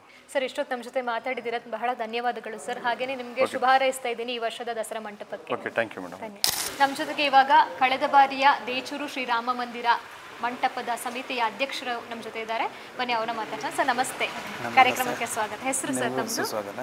ನನ್ನ ಹೆಸರು ಚಂದ್ರಶೇಖರ್ ಆರ್.ಪಿ. ನಾನು ಕಳೆದ 106ನೇ ವರ್ಷದ ದಸರಾ ಸಮಿತಿ ಅಧ್ಯಕ್ಷ. ನಾನು ಕಳೆದ ವರ್ಷ ನಾವು ತುಂಬ ವಿಜೃಂಭಣೆಯಿಂದನೇ ಮಾಡಿದ್ವು. ತುಂಬ ಟೈಮಿಂದ ಸ್ವಲ್ಪ ತುಂಬ ಇಲ್ಲಿಂದ ನಾವು ಟೆಂಪಲಿಂದ ಹೊರಡ್ತಾ ಇಲ್ಲ ಅಂತ ಕೊಂಡು ಸ್ಥಳೀಯರದ್ದು ಒಂದು ಕಂಪ್ಲೇಂಟ್ ಇತ್ತು. ಹಾಗಾಗಿ ನಾವು 2 ಮಂಟಪನೂ ಇಲ್ಲಿಂದನೇ ಕಳಶ ಇಲ್ಲಿಂದನೇ ಹೊತ್ಕೊಂಡು ನಾವು ಹೋಗಿ ನಗರ ಪ್ರದಕ್ಷಿಣೆ ಮಾಡಿ ಬನ್ನಿ ಕಡ್ದು ಯಶಸ್ವಿಯಾಗಿ ನಾವು ಕಳೆದ ಸತಿ ಬಂದು. ಹಾಗೆ ನಾನು ಏನು ಹೇಳೋದಂದರೆ ದಸರಾ ನಾವು ಇತ್ತೀಚಿನ ದಿನಗಳಲ್ಲಿ ಹೇಗಾಗ್ತಿದೆ ಅಂದರೆ ನಾವು ನಮ್ಮ ಮಡಿಕೇರಿ ನಾಗರಿಕರಿಗೆ ನೋಡೋಕ್ಕೆ ಸಿಗ್ತಾ ಇಲ್ಲ. ಅದೊಂದು ಭಾರಿ ಬೇಸರದ ಸಂಗತಿ. ನಮಗೇನಾಗಿದೆ ಅಂದರೆ ಮಡಿಕೇರಿ ನಾಗರಿಕರು ಮನೆಯಿಂದ ಬಂದು ದಸರಾ ನೋಡಬೇಕು, ಎಲ್ಲೋ ಟಿ ವಿಲಿ ಕೂತ್ಕೊಂಡು ನೋಡ್ತಾರೆ ಕೆಲವರು. ಯಾಕೆಂದರೆ ಇತ್ತೀಚಿನ ದಿನಗಳಲ್ಲಿ ಏನಾಗಿದೆ, ಈ ಮೈಸೂರು ದಸರಾ ಮುಗಿಸಿ ಬರ್ತಾರೆ, ಬರ್ಬೇಕಂದ್ರೆ ರಾತ್ರಿ ಎಂಡ ಕುಡ್ಕೊಂಡು ಟೈಟಾಗಿ ಇಲ್ಲಿ ಬಂದು ಹೆಣ್ಣು ಮಕ್ಕಳಿಗೆ ಗಲಾಟೆ ಮಾಡೋದು. ಸಂಜೆ ಆಗೋದ್ರಿಂದ ಅಲ್ಲಿ ಬರ್ಬೇಕಂದ್ರೆ ಕುಡ್ಕೊಂಡ್ಬರ್ತಾರೆ. ನಮ್ಮ ಜಿಲ್ಲಾಡಳಿತ ತುಂಬ ರಿಸ್ಟ್ರಿಕ್ಷನ್ ಮಾಡಿದೆ, ಆದರೂ ಕೈ ಮೀರೋಂಥ ಅವಕಾಶಗಳು ತುಂಬ ಇದೆ. ಹೊರಗಡೆಯಿಂದ ಕುಡ್ಕೊಂಬರೋದ್ರಿಂದ ಏನು ಮಾಡೋಕ್ಕಾಗಲ್ಲ. ಬಂದಿಲ್ಲಿ ಅಂಥದನ್ನ ಅವಾಯ್ಡ್ ಮಾಡೋಂಥ ಸನ್ನಿವೇಶಗಳನ್ನ ಸ್ವಲ್ಪ ನಮ್ಮ ಜಿಲ್ಲಾಡಳಿತ ಮಾಡಬೇಕು. ಇತ್ತೀಚೆಗೆ ನಮ್ಮ ಯುವ ಶಾಸಕರು ಇದ್ದಾರೆ, ಅವರು ತುಂಬ ಮುತುವರ್ಜಿ ವಹಿಸ್ಬಿಟ್ಟು ನಮ್ಮ ಮಡಿಕೇರಿ ನಗರದವರಿಗೆ ನೋಡೋಕ್ಕೆ ಸಿಗಬೇಕು ಅಂತ ಹೇಳ್ಕೊಂಡು ತುಂಬ ಇದು ಮಾಡ್ತಾಯಿದ್ದಾರೆ. ಲಾಸ್ಟ್ ಟೈಮ್ 90 ಲಕ್ಷ ಅನುದಾನ ತಂದರು, ಕಳೆದ ಸತಿ 1.5 ಕೋಟಿ, ಈ ಸತಿ ಒಂದು 2 ರಿಂದ 3 ಕೋಟಿ ತರ್ಬೋದು ಅಂತ ನಮಗೊಂದು ಇದಿದೆ, ತರ್ತಾರೆ ಅಂತ ಒಂದು ಭರವಸೆ ಇದೆ. ಹಾಗೆ ಪ್ರತಿಯೊಂದು ಇದಕ್ಕೆ ನಮಗೆ ಮುಖ್ಯ ಏನು ಅಂದರೆ ಮಡಿಕೇರಿ ನಗರದ 10 ದಶಮಂಟಪಗಳು ಆಕರ್ಷಣೆ, ದಸರಾದ ಆಕರ್ಷಣೆ. ಅದರಿಂದಾಗಿ ನಾನು ಕೇಳ್ಕೊಳ್ಳೋದೇನೆಂದರೆ, ನೀವೇನು ಅನುದಾನ ಕೊಡ್ತೀರಾ ನಮ್ಮ ದಸರಾ ಸಮಿತಿಗಳಿಗೆ ಸ್ವಲ್ಪ ಜಾಸ್ತಿ ಕೊಡಿ.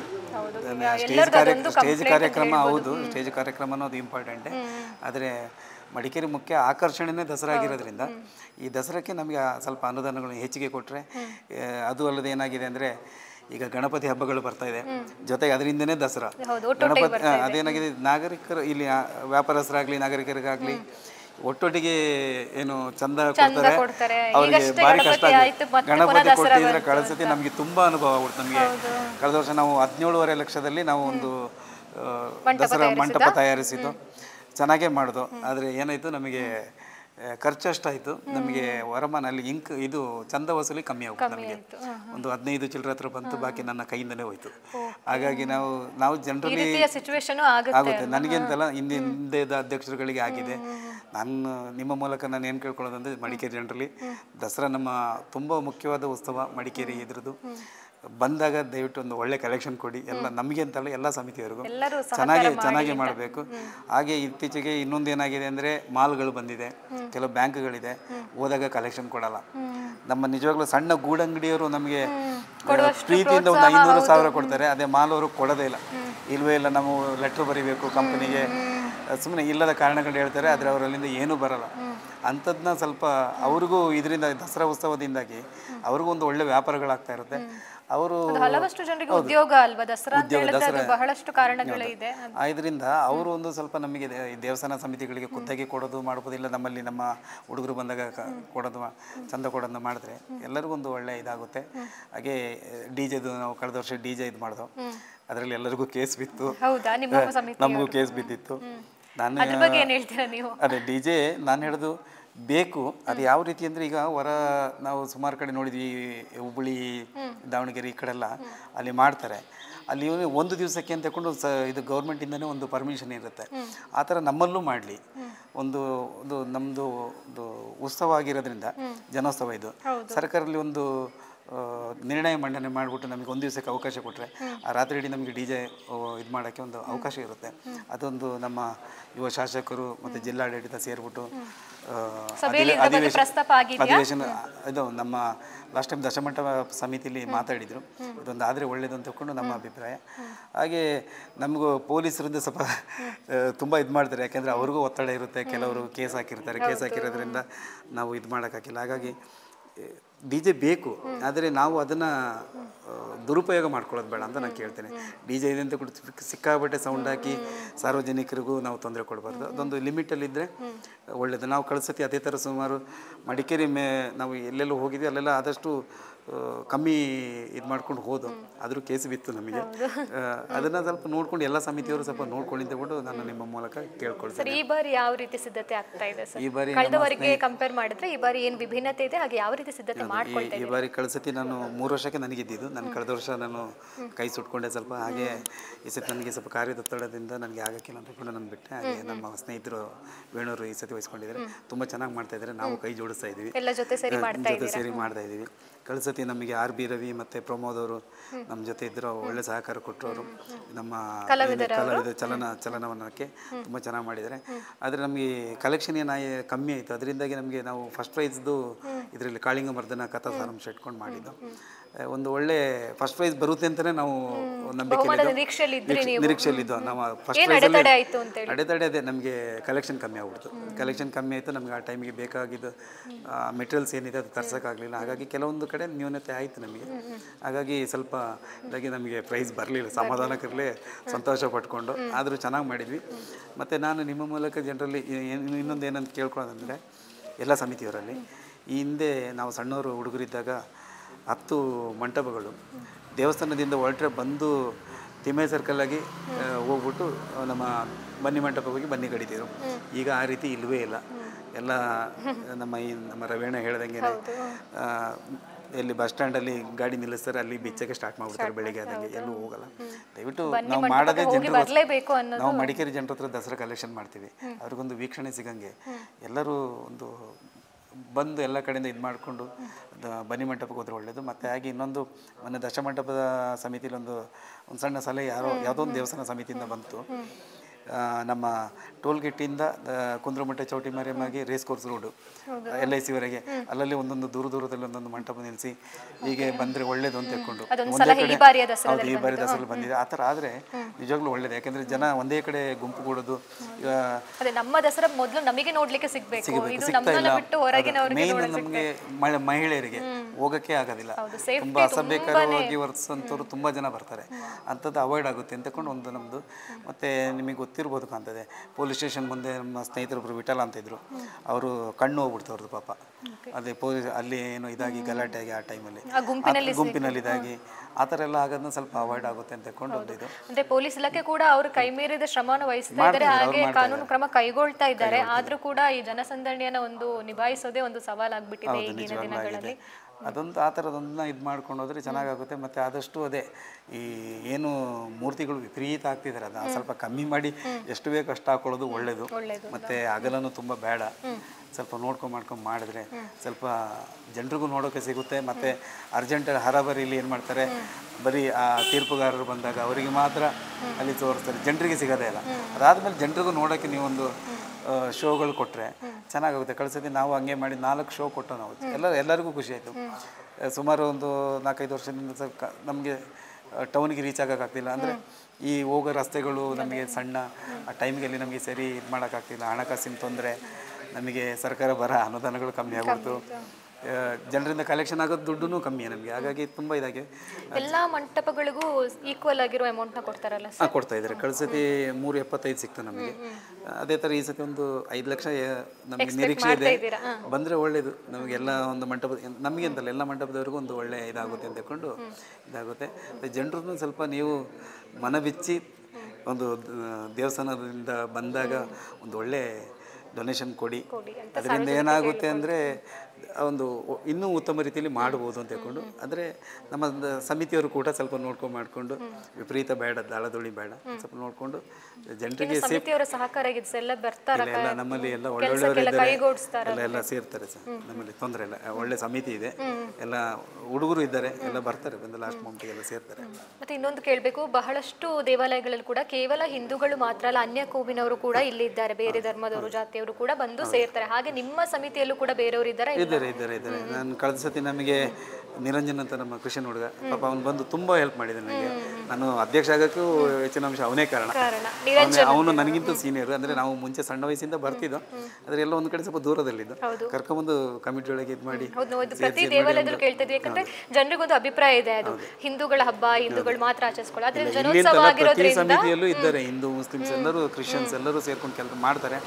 ಎಲ್ಲೋ ಸುಮಾರು ಜನರಲ್ಲಿ ಇದೆ, ನಾವು ಅಲ್ಪಸಂಖ್ಯಾತರನ್ನು ಬಿಟ್ಟು ಮಾಡ್ತಾ ಇದ್ದೀವಿ, ಬರೀ ಹಿಂದೂಗಳಿಗೆ ಮಾತ್ರ. ಹಾಗೇನಿಲ್ಲ, ಎಲ್ಲರೂ ಸೇರಿಸ್ಕೊಂಡು ಚೆನ್ನಾಗಿ ಮಾಡ್ತಾ ಇದ್ದಾರೆ. ಎಲ್ಲ ಸಮಿತಿಯಲ್ಲೂ ಇದ್ದಾರೆ, ಎಲ್ಲ ಧರ್ಮದವರು ಇದ್ದಾರೆ.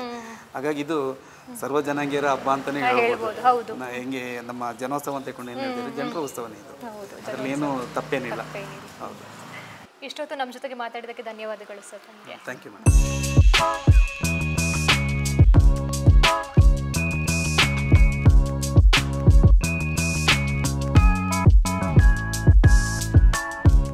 ದೇಚೂರು ಶ್ರೀರಾಮ ವಿದ್ಯಾಗಣಪತಿ ದೇವಸ್ಥಾನದ 107ನೇ ವರ್ಷದ ದಸರಾ ಮಹೋತ್ಸವಕ್ಕೆ ಎಲ್ಲರಿಗೂ ಶುಭವನ್ನು ಕೋರ್ತಾ ಇದ್ದೀವಿ. ಆಡಳಿತ ಮಂಡಳಿಯವರು ಎಲ್ಲ ಜೈ.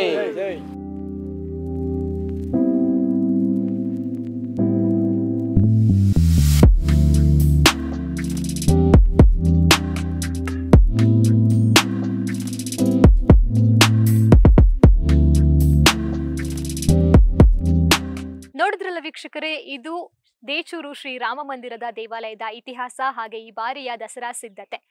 ಮುಂದಿನ ಎಪಿಸೋಡಲ್ಲಿ ಮತ್ತೊಂದು ದೇವಾಲಯವನ್ನ ನಾನು ನಿಮಗೆ ಪರಿಚಯ ಮಾಡ್ಕೊಡ್ತೀನಿ. ಅಲ್ಲಿವರೆಗೂ ನಮ್ಮ ಕೂರ್ಗ್ ಬಜ್ನ ನೋಡ್ತಾ ಇರಿ. ನಮ್ಮ ಎಲ್ಲ ಸೋಷಿಯಲ್ ಮೀಡಿಯಾನ ಫಾಲೋ ಮಾಡೋದನ್ನ ಮರಿಬೇಡಿ. Thank you.